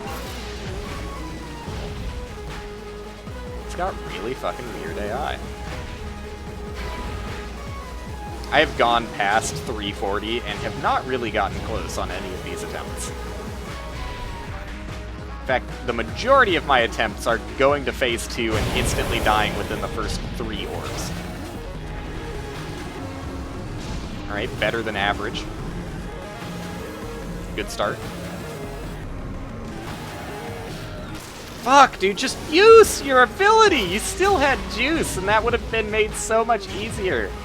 Especially without analog input. If you're going to be putting yourself that close in between 2 discs,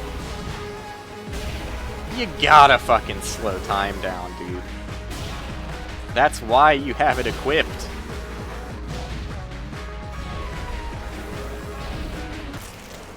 Yeah. Was that a situation I should have used my ability? Probably. Did I think I could do it without it? Absolutely. Probably should have focused more on centering myself before just trying to run through it, though. That would have helped. Yeah, now, this guy doesn't home. I don't know. His AI is just fucked. He just alternates... Wow. He just alternates between going in a straight line and literally non-stop turning, going in a fucking circle. Hate him.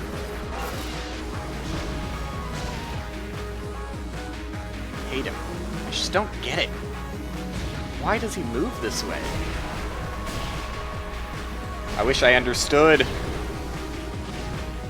Like, if it was something that I'm influencing, then, I'd love to know how.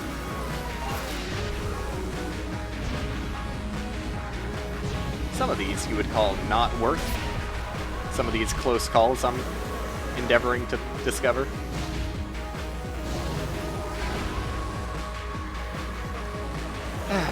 Okay. I think this is going to be my last go. I have to say it now, or I'll just reset instantly.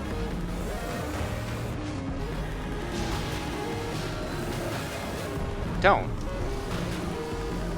go there. It's just, I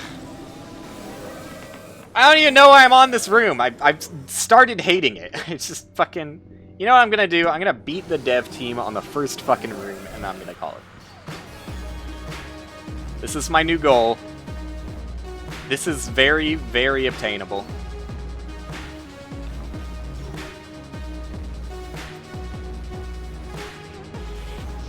So this is what I will be doing for a few more minutes until I easily get it.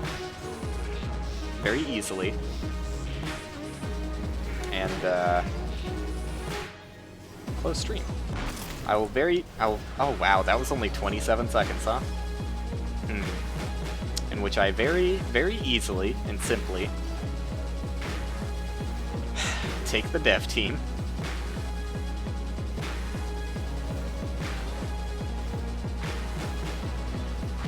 Let's focus up. Okay, that's not a good start to focusing up.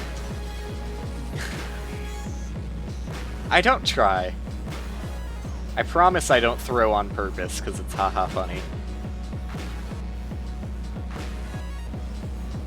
I promise.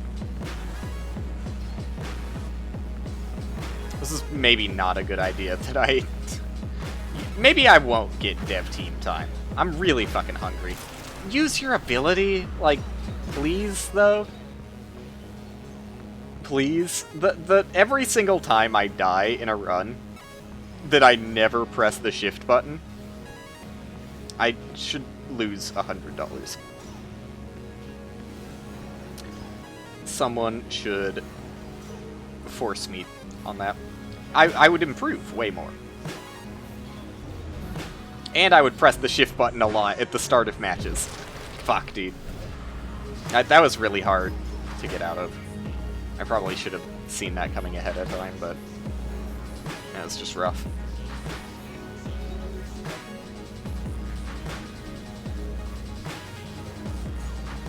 What if I change it from I will beat the dev team time on this room to I will beat the dev team time on any room? Because I feel like... Actually, 1 minute's not that bad. I haven't even beaten my own time, though. But I feel like the dev team put a little extra sauce on the first room. I would. If I was on the dev team, I'd be like, nah, we can't make the very first room the easiest dev team to beat. Dev team time. It's a mouthful.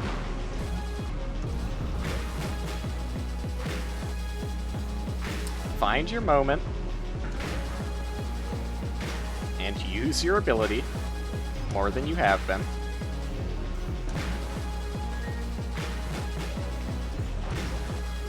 He's doing it.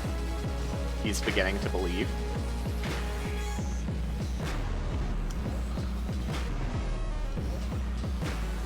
Ooh. I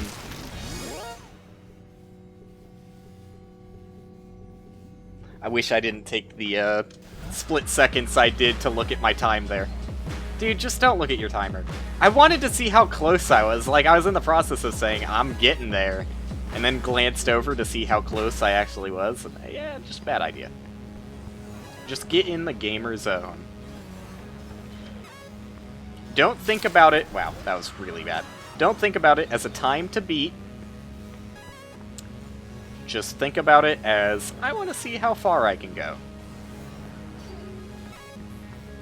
Because if I keep thinking about it as a time to beat, I'm both going to get overly anxious when I get close. And also probably throw it away as soon as I beat the dev team, which is not exactly what I want to do. I do want to see how far I can go here. Wow, really bad fucking direction for that saw to go in.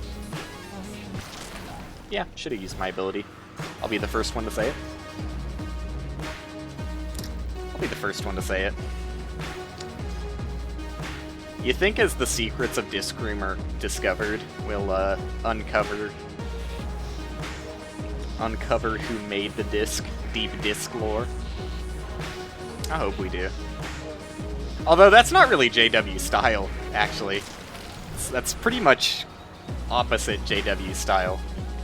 JW seemingly really digs that narrative where the player fills in the blanks. Narrative style, I guess, not just narrative. One of these days, I'll understand English.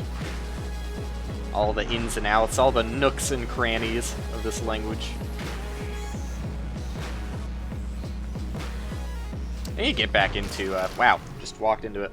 I need to get back into Japanese. It's been a while since I practiced. It's just, you know, I started it when I wasn't streaming. Streaming, you know, does take up a bit of time.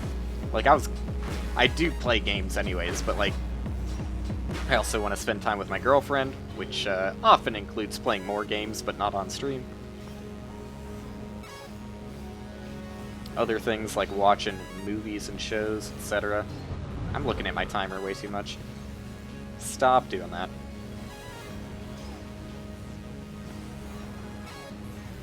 Why? Why do that? Yep. Did not like that disc spawning there. I'm glad I slowed time until I saw where it was going. Why, dude? God damn it. I don't even know what I was thinking there. I definitely shouldn't have doubled back. That made things way worse on myself. I would do things differently if I had the option of running it back.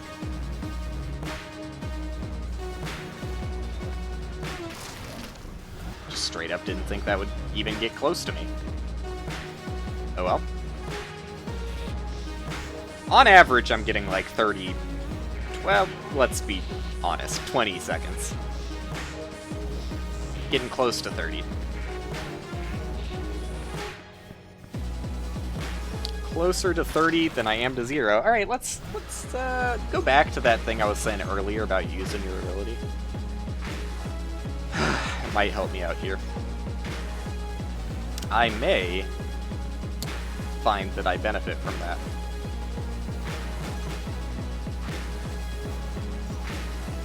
And there are a lot of cases, just in the way this room is set up, that you don't have to slow down time at all. Like, you're so safe. Why? God damn it, I didn't think about that disc right next to me, bouncing back immediately for some reason.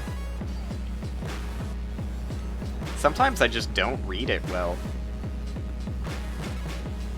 I'm trying to not read discs individually and just read the room, which is generally a pretty good idea. Like, if you can just look at it as some weird fluid, and you're trying to find the dry spots, you can kind of picture it a little bit better that way. It's easier the more saws there are, actually. And there's very few saws. It's both easier to stay alive, but harder to visualize it as a fluid in the same way. Yeah, just picture it as like a glass of water jostling around.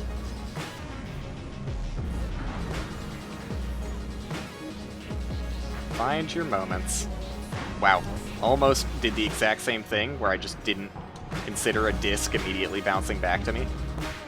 Ooh, I hate this! Yeah, I didn't want to go because I knew that the one on the wall was going to immediately catch up with me. Ugh.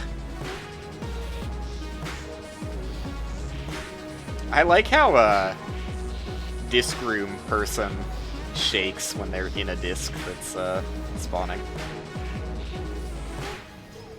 Obviously it warps the music and everything too. Good feedback in this game. JW's good at that kind of thing. Shoulda used my ability. 1 minute is definitely doable though.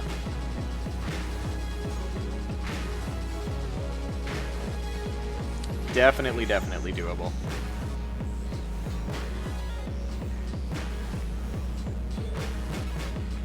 I need to stay in the... Well, maybe not. I was gonna say I need to stay in the middle a little bit more than I have been. I definitely... I definitely cling too much to the edges which is not very good when there's discs spinning around the edges. But, you know, there's also fair reason to be scared of the center when that's where they come from. Yeah, could have used my ability there. Could have made that a little bit safer.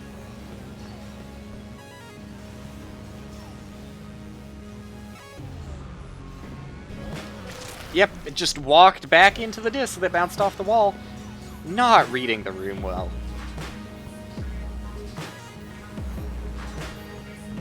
I don't know, it's if I see a path that I want to go towards and then immediately change my mind, I won't even look back to the direction I'm going to head into.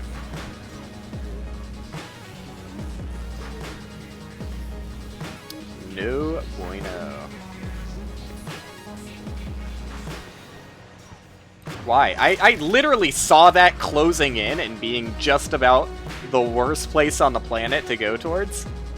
And I was like, yeah, sign me up, buddy. I see a tiny little hole I might be able to fit through. I'm going up. Just brain dead. Just absolute brain dead gameplay.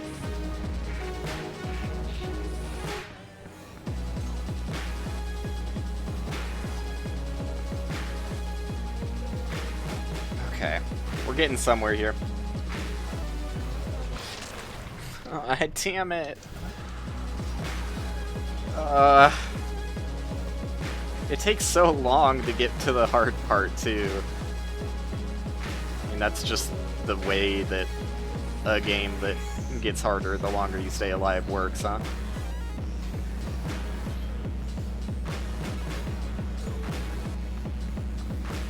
I feel like I'm not getting super lucky with my disc spawn orientation. Could be getting a little luckier, but you know what? When it comes to like 20 discs on screen, luck stops being as much of a factor. It's kind of just, you know, it's expected that you're going to be in hell at that point.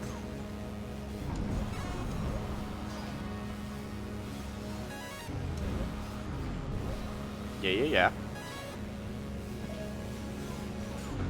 Yep, I hate that. Very cool direction for you to fucking immediately go towards, disc. Wow. I can't believe I'm alive. Ah, are you fucking kidding?!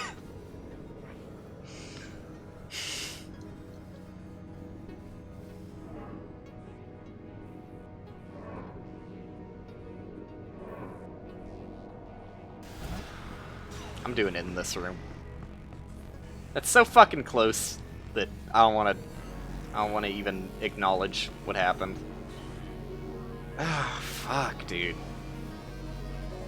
So goddamn close. I'll do this room. This room's easier for me. I definitely should be using dash, though. Because there aren't many situations that you want to...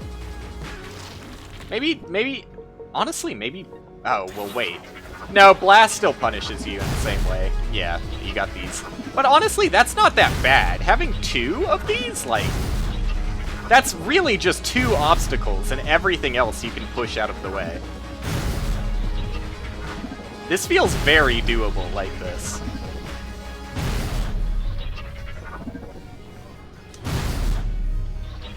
I am doing the thing I shouldn't be doing, which is, Oh, fuck. I didn't realize that, there's different strengths on blast. I'll keep trying this. The more you blast, the longer it's gonna take, because... Yeah, fuck blast. Because while you're charging the blast, it, stops time. Oh, yeah, that same thing with mirror. Forgot about that, because I was using mirror on the orb level, so I didn't really notice. Like, being able to do that instantly and not really affect your time is pretty nice. If you know where you're gonna go is safe. That maybe I literally just teleported to one place, went, nope, actually, no thanks, went back.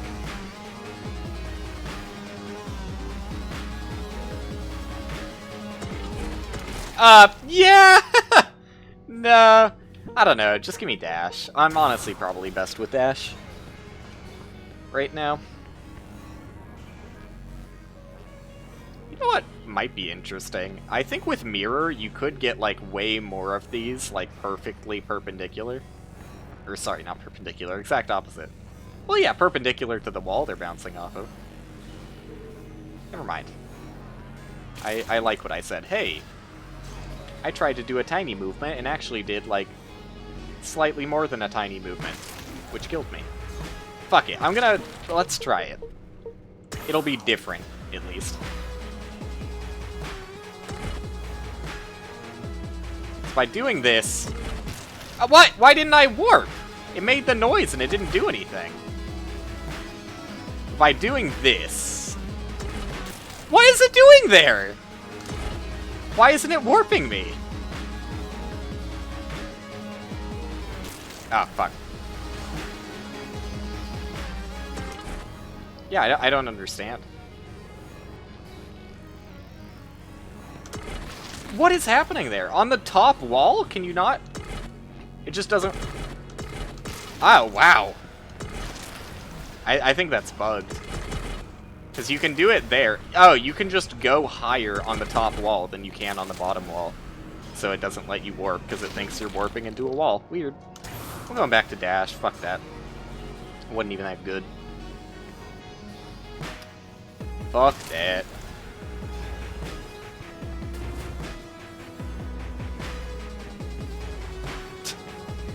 There you go. It's still... Fuck! Don't die to the side saws. Anything but that. Yeah, okay. This is where you give up. You got a lot of perpendiculars there. Perpendickies, we call them.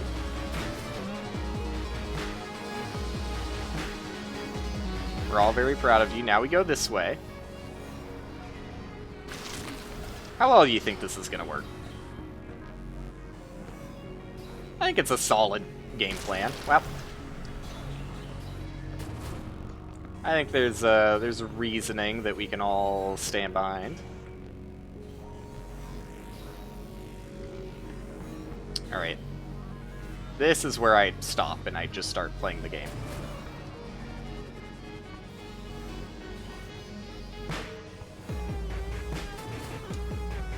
Just start playing the game.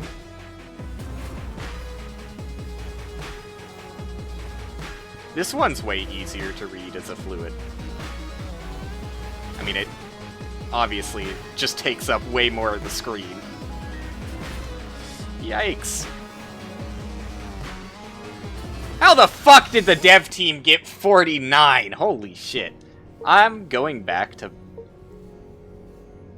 Blast seems like it could be really good. I'm gonna go back to Mirror. I think Mirror could be better than Dash. I think it could be. Oh. It's harder for me to use, but I think there's definitely a fair case that it could be better.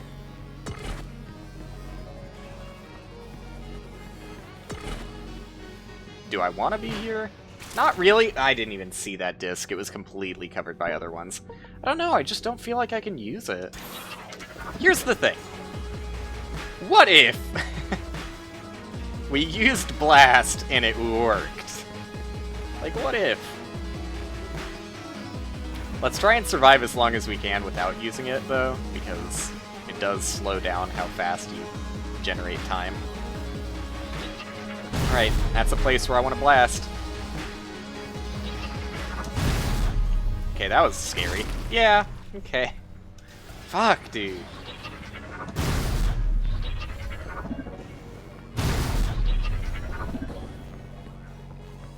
I don't know how to do it. I don't know what the right call... Ah, fuck. I don't know what the right call for using blast is. Like, how long do you have to push it for a minimum blast? Like, that might be... You know what? Maybe that's the strat. Maybe the strat is doing fucking minimum blast, because A, doesn't change your timer that much, and B, you can completely stay safe and also... Oh, fuck. Not affect the side blades at all. That's what I was gonna say. Ah.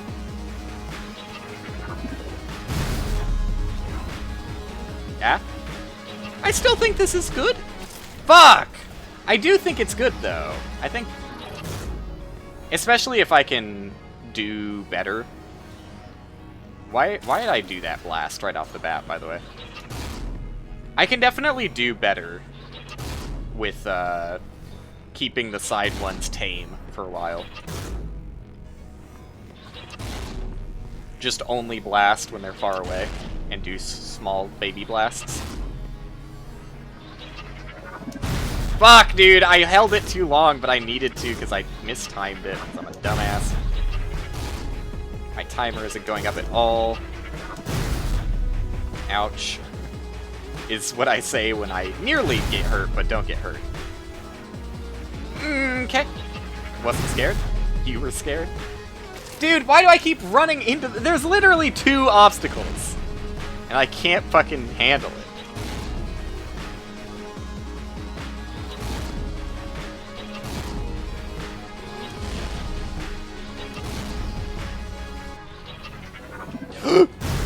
I'm so stupid. I don't even know what I was doing there. I decided I wanted to do something, thought it would be a good idea, but acted way too slowly on it.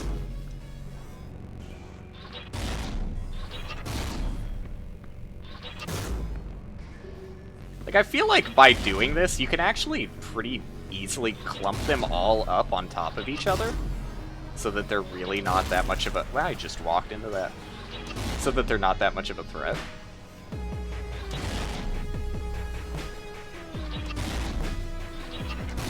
No, dude. I held it too long. Okay, well, no. Honestly, I think it's better if you have both of the side saws off the wall instead of just one of them, which might sound counterintuitive, but when you just have one of them, it's really hard to keep track of which one is going to bounce sporadically and which one is just running along the wall. Makes it way easier when you just have to focus on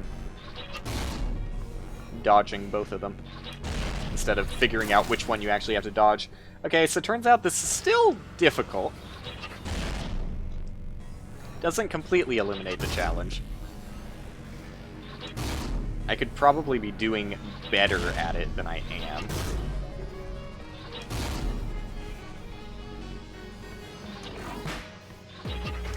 I hate that. Fuck, dude.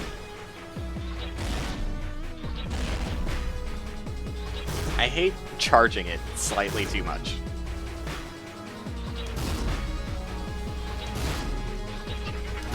Yeah, like, I just mistime it, and my answer is to hold the button longer, which is not a good idea. Oh, wow. That's how that happens, huh? Yeah. Starting to think this is no longer a good idea. Wait, what? I didn't know you could do that! You can push them when they're still spawning? That changes everything. Okay. I now want the other wall one to come off the wall. There you go.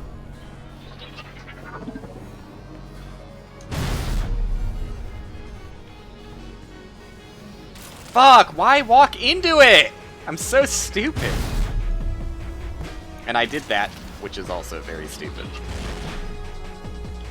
Like, as much as you can keep this up is just free time. Whatever. I'm starting to just not like Blast anymore at all. Like, you would think it would make this so free. I really do like the balance behind Blast, and that it knocks the side ones off of the walls. Like, that's good.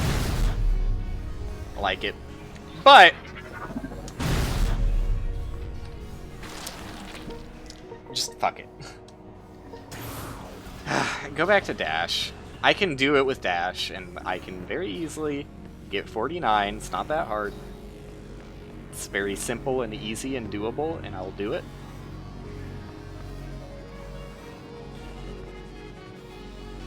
You know, maybe that's the strat, actually. I'm gonna try that. If they spawn at regular intervals, which they mostly do, then going around in a circle is actually...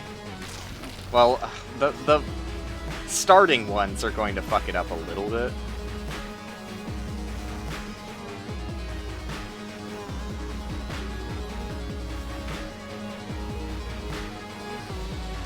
Yeah, I can't get around that like that.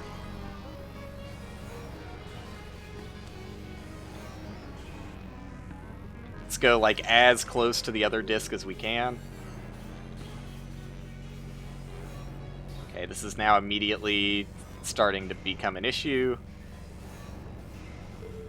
I think I just made this really messy and bad for myself, actually. Whatever. Just fucking dodge. Just dodge the discs. Just stop trying to fucking game the system and get the discs to spawn in an easier pattern, because they are based on your position in this one, as opposed to being completely random like they are in most rooms.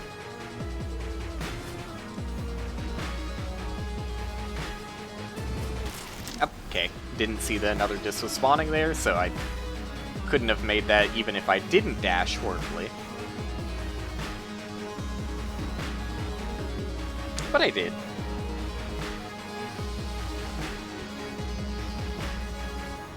Getting the fucking dev team times on every level is going to be really fucking hard, actually. God damn it, dude. A death to a side saw is a death straight to my soul. It's a blow I will never recover from.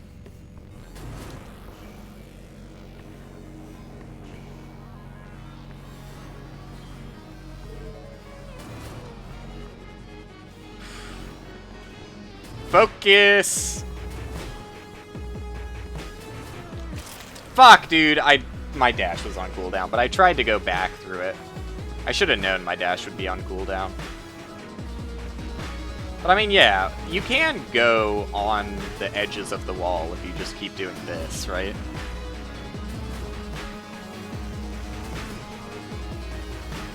I have much more play area available to me that I'm not using.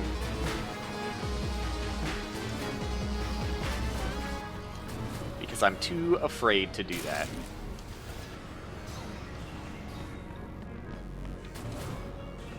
I think the next time I play this, though, I definitely am going to try out analog. I'm not certain that I'm going to like it more. I always prefer keyboard, honestly, if not just because it's more convenient. I hate having to get out a controller. But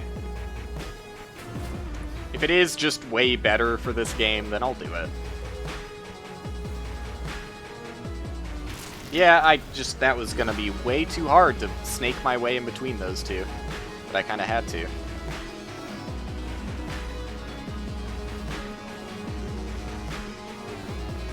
I think slow-mo definitely doesn't make any sense. Like, that's a 3-head take. Ha ha ha.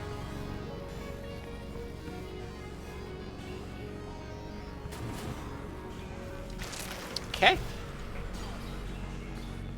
Just tried to do little nudgies, and that's what I get. I just feel like so much more challenge is going to, like, new challenges are going to pop up with analog. Like, first off, me getting used to it is always one. And secondly, I feel like aiming the dash is going to... Wow, that was really close. Aiming the dash where I want to dash is probably going to feel a little finicky to me. I knew my cooldown. I didn't realize that time stops when you do the dash, too. What the fuck? No one told me that everything is bad for time. I mean, slow-mo obviously slows time, but... I don't know, does slow-mo stop time while you're slowing it? I don't think so. I thought it just slowed it the same amount that it slows your movement. Who knows?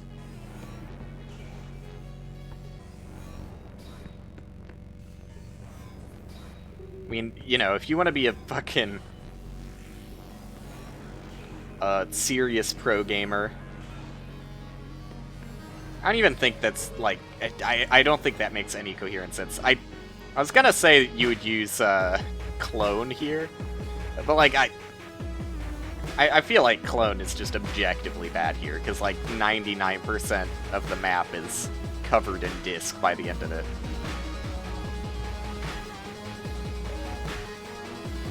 Careful.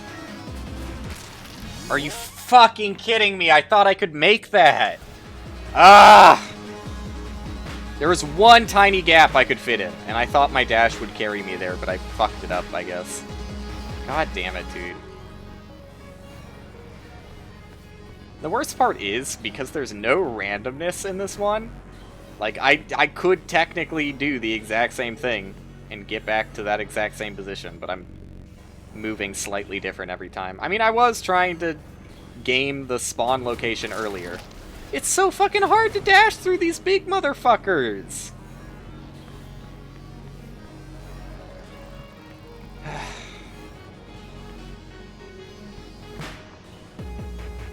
Should maybe try not to dash through the exact center of them, which is their longest point, but sometimes you kind of have to.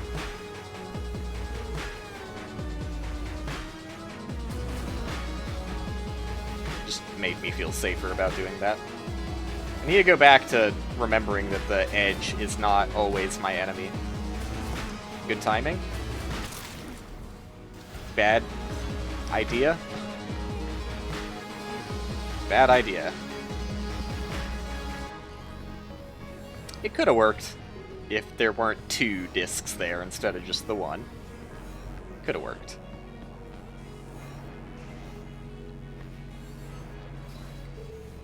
Why is it that the golden disc shows its spawn indicator above everything, but the regular disc spawn indicator goes behind everything? Is that what kind of society we want to live in? One where gold is trump above everything else? Funny pun about the rich on accident.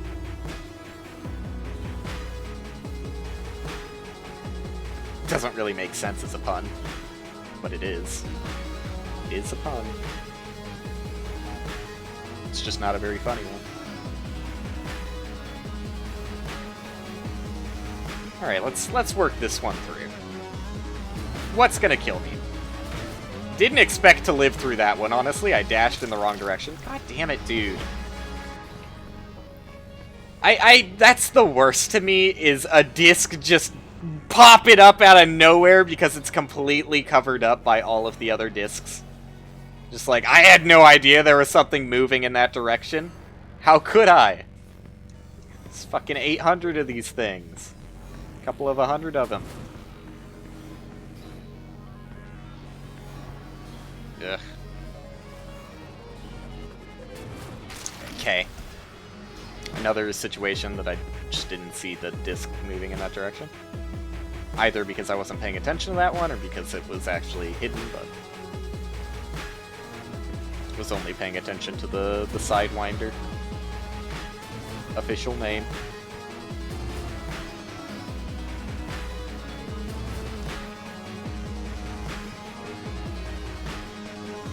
The stream has gone on way longer past when I said I was going to stop because I'm famished.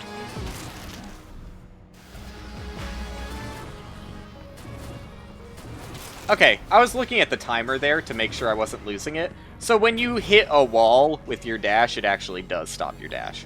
I thought I could continue dashing and keep the iframes. Not the case. Definitely not the case.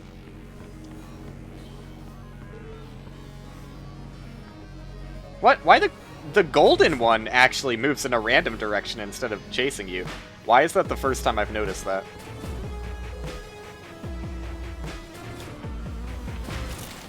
I was completely walled there. Like, you can say that the game is still fair because A, I could have used a different ability, and B, their spawn locations were entirely dictated by me.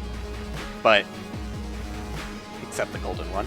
But, fuck that. Like, ugh. I would rather this be random than knowing I technically can control their spawn locations, except the golden one. I would much rather this just be random. Because the fact that the spawn location is part of the equation just makes this one even less fun to grind out. It's like, technically I should be doing the exact same movements every single time.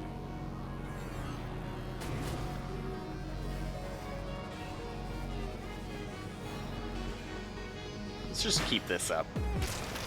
Yeah, let's keep that up.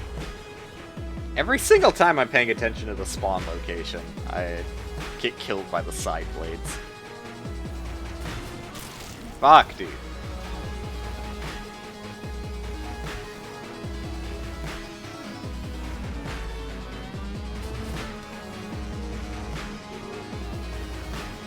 Maybe let's not keep this up. I don't know what I'm doing. I guess the best strat is to always want to put a disc on top of another disc moving in the same direction, but you can't guarantee that. Wow, shoulda dashed there. I'll be the first to admit it.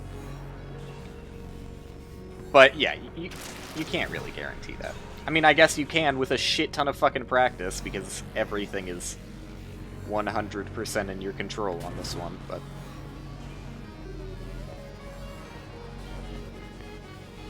So I guess technically there, here you go. You go down like that, one over here, and then you start going up. Because the more you can start to spawn up like that, the more in sync these guys are.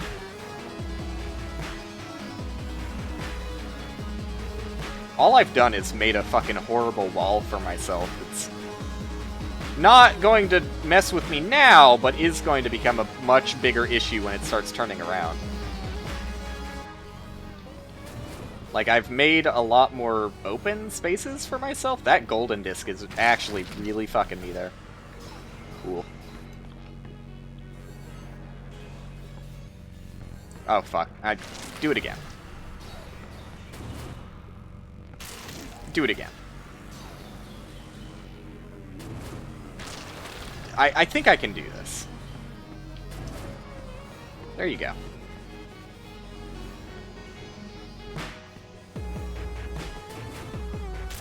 God damn it, don't just walk into it. I don't know if this is really good. It doesn't really feel good.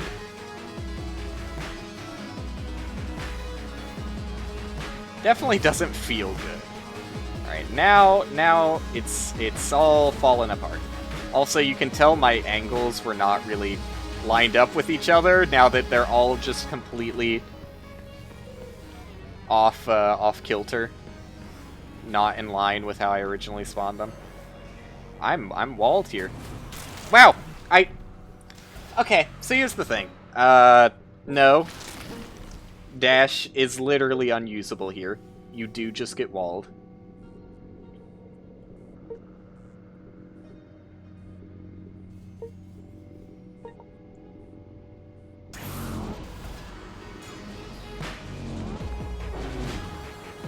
Okay, Absorb doesn't punish you in time at all. Absorb might actually be way better than I give it credit. It does let you, especially in like a walled off situation, does kind of let you dig yourself out. Just put that guy over there. Oh, no? No. No, why did it say the one I was closest to was the one on the side? Definitely wasn't. Let me see. What am I doing here? I want to pick up the one on the side and see what happens if I put him not on the side, first off. What happens if I put you there? Oh, you are hell. Can I put you back on the side, or did I just get lucky? No, you always fuck me when that happens. Fuck that. No thanks. Okay, I am gonna keep doing this though, and I'm gonna go back to trying to do the thing I was earlier. So I'm gonna try and get these as perpendicular to the wall as possible. Whoops. That was really bad.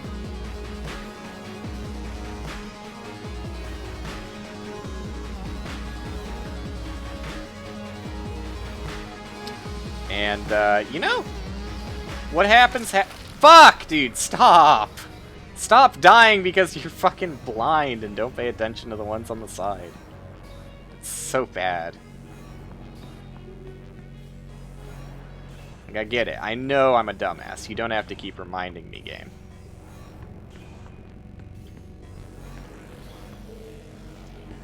Okay, but this might work. There's like individual problematic discs, or like if I'm going to get squeezed. Why? I just walked into it. God damn it, dude. Still suck. Still suck at video gaming. Can you believe after all this time I still suck at video gaming? Okay. Oh, cool, and I carried it into the next round. Awesome. So, here's the thing. The absorb does not trigger instantly. It does take the... What did I say the orb? The power does not trigger instantly. But it does instantly decide what you're going to pick up with it.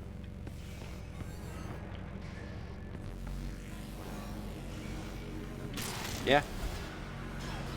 Again, I love to get fucked by the golden one. I don't know why I did this differently.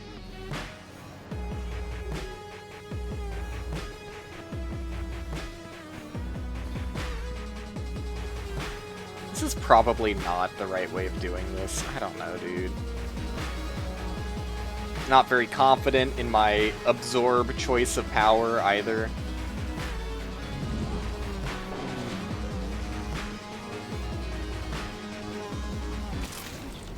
I wish absorb didn't work the way it did. I can get that you want it to take a little bit of time before you absorb something.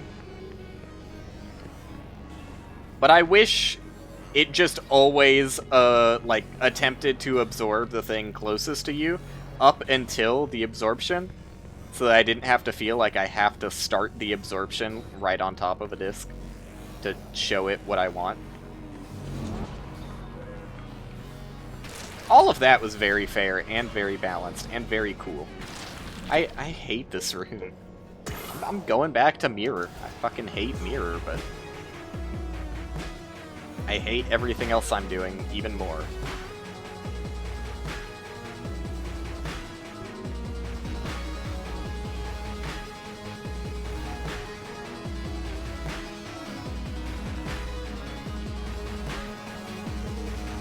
Still have no idea if this strategy of spawning the discs in a line like this is remotely sensible. I hate everything. I just... Slow-mo makes no fucking sense, but let's try it. Because, like, there have been so many cases where I've just been completely walled that, a sensible person would immediately understand that's not a good idea to do the thing that can't help with that at all. But I'm thinking maybe I can find a window I didn't know existed if I take advantage of my slow-mo.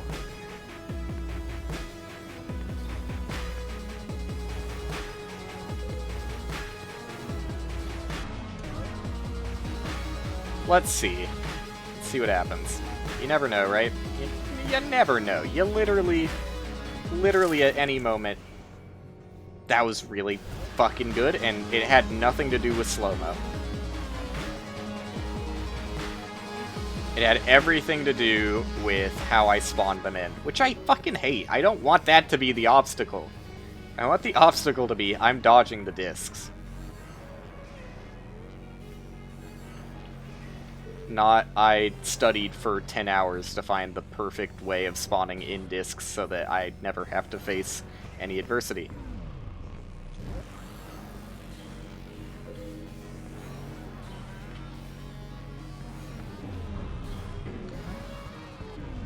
Not a good opportunity, but I would have been closed in if I hadn't gone there. Kill me again, because I literally I don't understand. I should be using dash. I don't know why I haven't swapped back to dash, because I would be doing the exact same thing I'm doing here, but with like literally more power.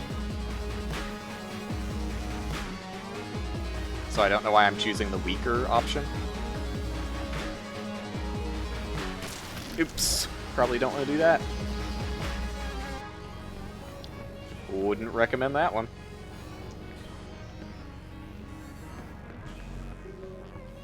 But maybe slow-mo will help me out. Maybe it'll do more than I think it is. Okay.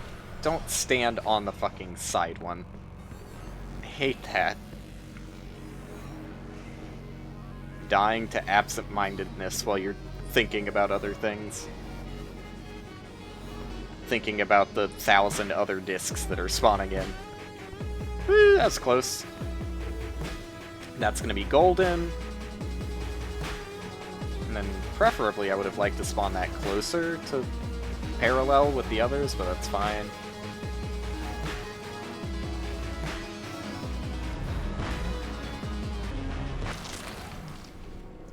I just thought I could make it. Let's get dash. I can literally do everything I'm doing right now, but with dash, and I would have survived in that situation.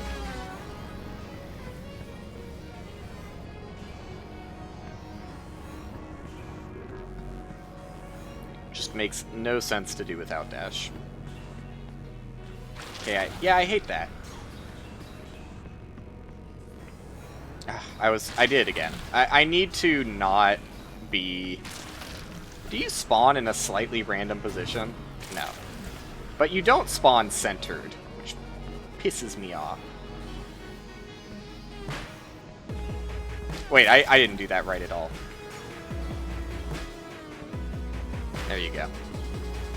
I need to stand more on the left side, ever so slightly. I mean, I'd like to be perfectly centered, but I'm not gonna be perfect, so... It's better to be on the right side to avoid this. I don't even know where those discs came from. Oh, god damn it, I fucked it up again. Why were there discs so far to the right there? I was Oh, that one was bad. But I was purposefully trying to go farther to the left.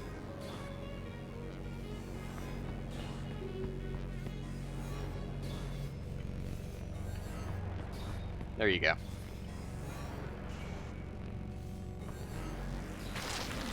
I don't know. I feel like there is randomness in the bouncing. That doesn't feel very consistent. I know that, you know, to some degree it's a little chaotic, and slight variances in input are going to result in large differences in the outcome, but this should be gold. But I don't think it should be that chaotic. It's a little bit more chaotic than you would reasonably assume it should be. Okay, I just lightly grazed the fucking wall so my dash ended. But that was a good attempt until that point.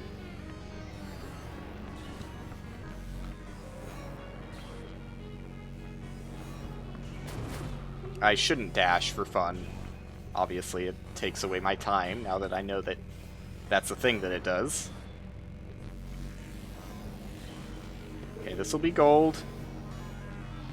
Bad direction for the gold one to go in. Also, I fucked up that spawn. Alright, now I'm at the part where I don't worry about spawns and just hope. Because I have yet to make it past this point. Fuck off! That's the most frustrating way to die. doing the littlest baby tap on my keyboard and running Mach speed into a disc.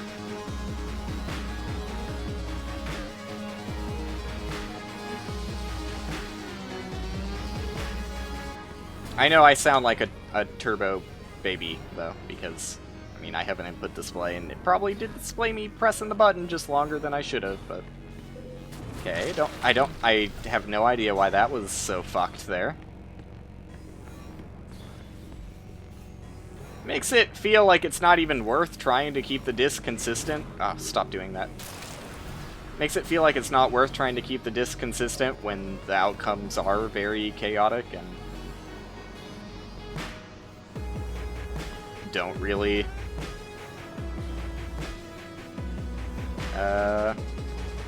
Yep, don't really have consistent outcomes at all. I don't know why everything was so far to the right there.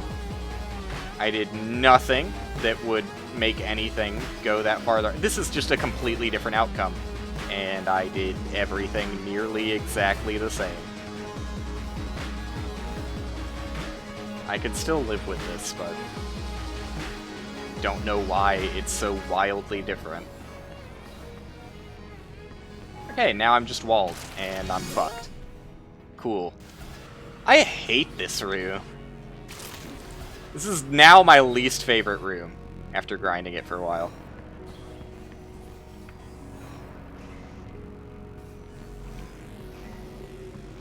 It just feels like there's so much luck with getting this dev time.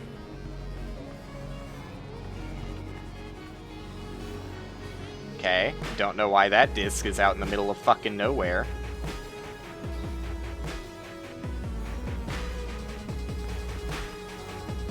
Like, there just is. There is some randomness to the bounces.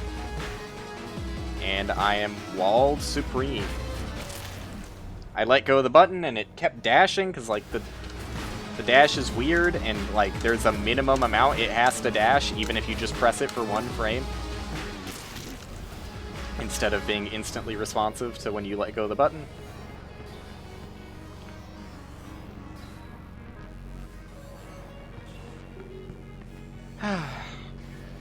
However, if you fucking touch a wall for a goddamn millisecond, your entire dash is gone. So, there is that. Don't worry, we got you covered.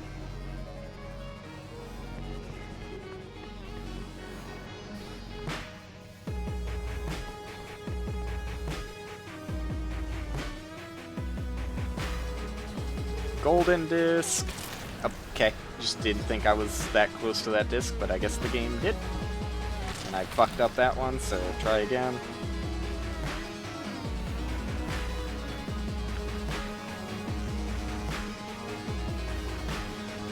What is with that fucking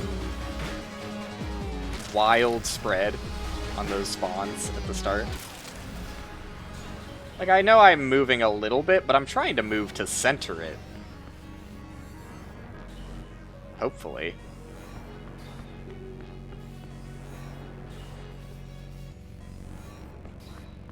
Guess sometimes that works better than others.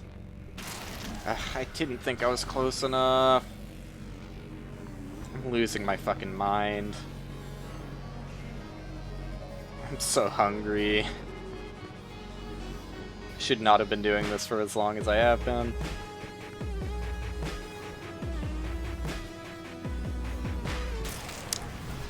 Cool.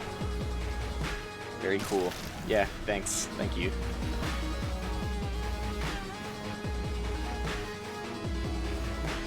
Like the other room that I was struggling on, every single time I was like, yeah, that's fair. This one just seems awful.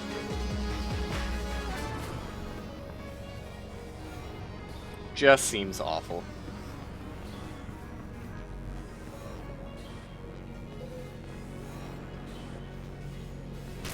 Okay. Nope. Surprised the dev time is what it is.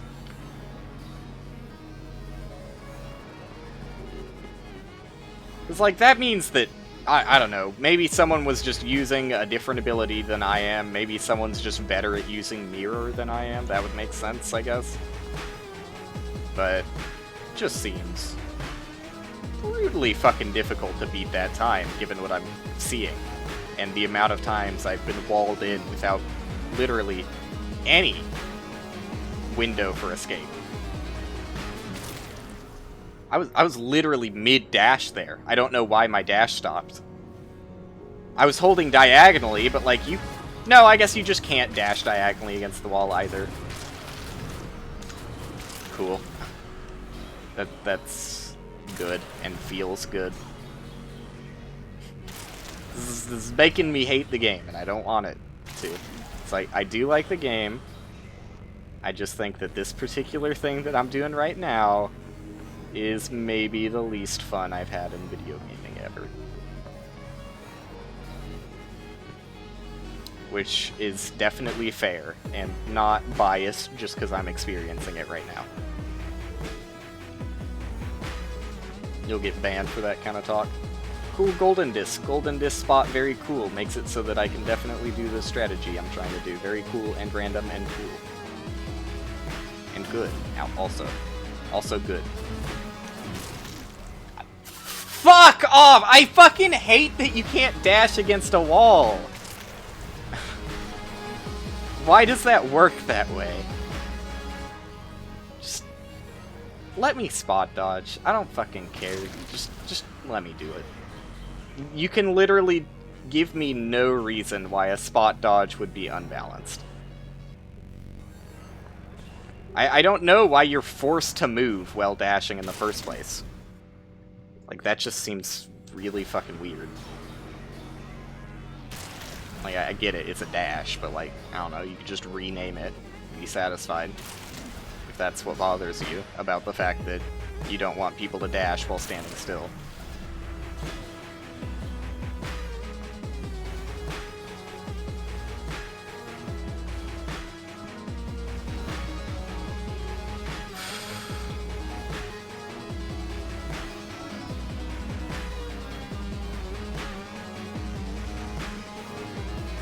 Golden disc is gonna show up.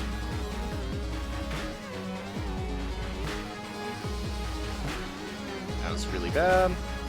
It's okay. So at 30 seconds is when I just entered run into disc mode. I'm gonna say... Okay, this is fun. It's gonna say survival mode.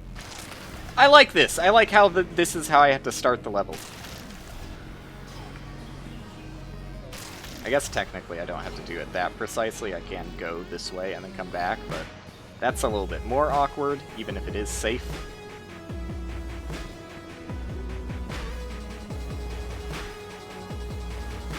Not very centered with those two, so those are gonna be a pain in the ass later.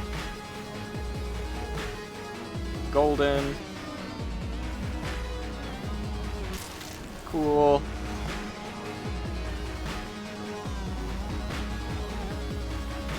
One, two, three, four,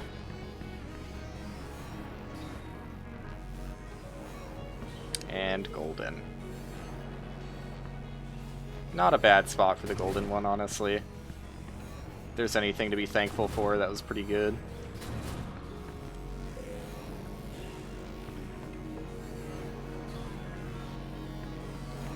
Okay, potential here for something.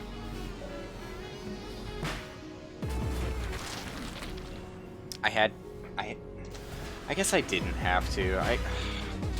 It's so hard to tell if you have to or not, though. Like, you make a split fucking decision and do a dash that I think should be possible. It turns out that it's not. It's not. The dashes never are possible with these big discs. You just can't dash that far. Again, good spot for the golden disc. Well, almost fucked me there.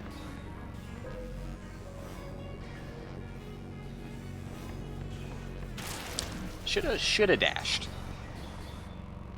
You would be right if you said I shoulda dashed there. That's the one.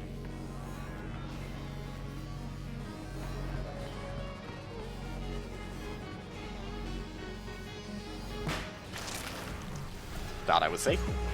I can't even explain. Like, it's really hard for me to come to terms with why I think there being less randomness in this is more frustrating. Stop doing that. It really does fucking blow.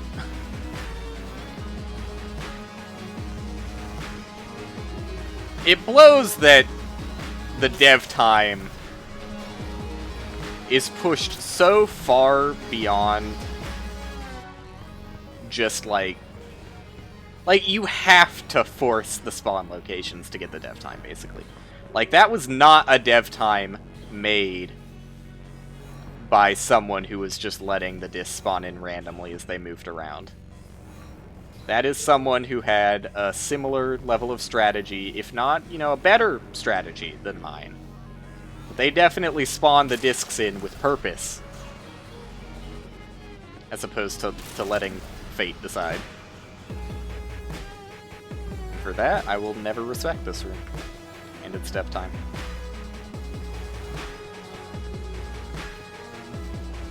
I need to get down there faster. Otherwise, that's always going to be way more off-center than it needs to be. Alright, come on, Goldie. I just don't know why things are so fucking different, even when it's not random. Or supposed to not be random. Doing nearly the exact same goddamn thing. Okay, that was really bad. I'm just going to reset there. Because I know I fucked that one up.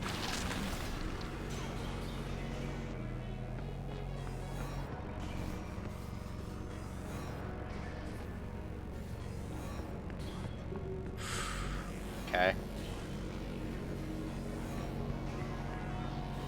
I don't know why that one's so far to the right, but sure.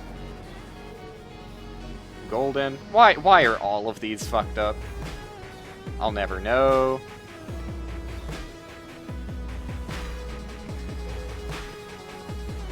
Alright, now I'm just in it. Now I'm just in the rhythm, and I can't really decide.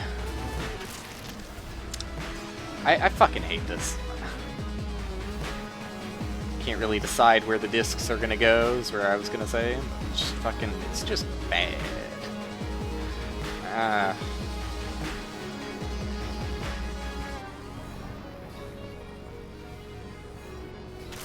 I'm not even focused anymore.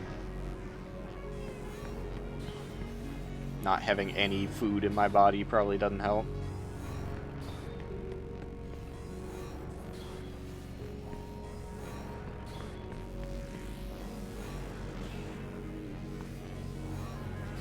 Okay, here's Goldie.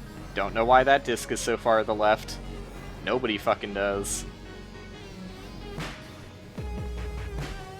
I guarantee if you fucking went and tracked which disc that was so fucking far to the left, I didn't fucking do anything goddamn differently when I spawned it. Swear to God. Swear to God. If anything, like a goddamn micron of difference in my position. Maybe. Maybe. I don't even know how I live there. Fuck it, I did it. I'm so mad. I hate this room. Never talk to me again about this room. Alright, that's my stream. Wowee. Wow. Cool. Crazy, fun, wacky, wild times. Thanks for anyone who stuck around and watched it. It had its ups and downs. I got a couple wins in Fall Guys, so I guess I'm happy for that at least. In the Fall Guys section, Disc Room. I should have set the goal differently today. Instead of going for 20 seconds in every room, and then pivoting to whatever the fuck I did at the end there, trying to get the dev time. I should have been trying to do secrets and uncover the things I haven't done. I literally said I was going to start with that the next time I play Disc Room, but for whatever reason, fucking didn't. So, I'll do that next time for sure. Cause like, look at this shit. Let me open up the game again. Look at this. Look at how many rooms I have that I haven't even been in. I don't know what the fuck the deal is. Die from 60 disc types? I could do that. There's some disc types I could discover in these areas. What is... Yeah, I still don't even know what Timeless is. How do I don't know what to do here. These are the secrets, and more, that I'll uncover next time. But for now, I'm gonna head out.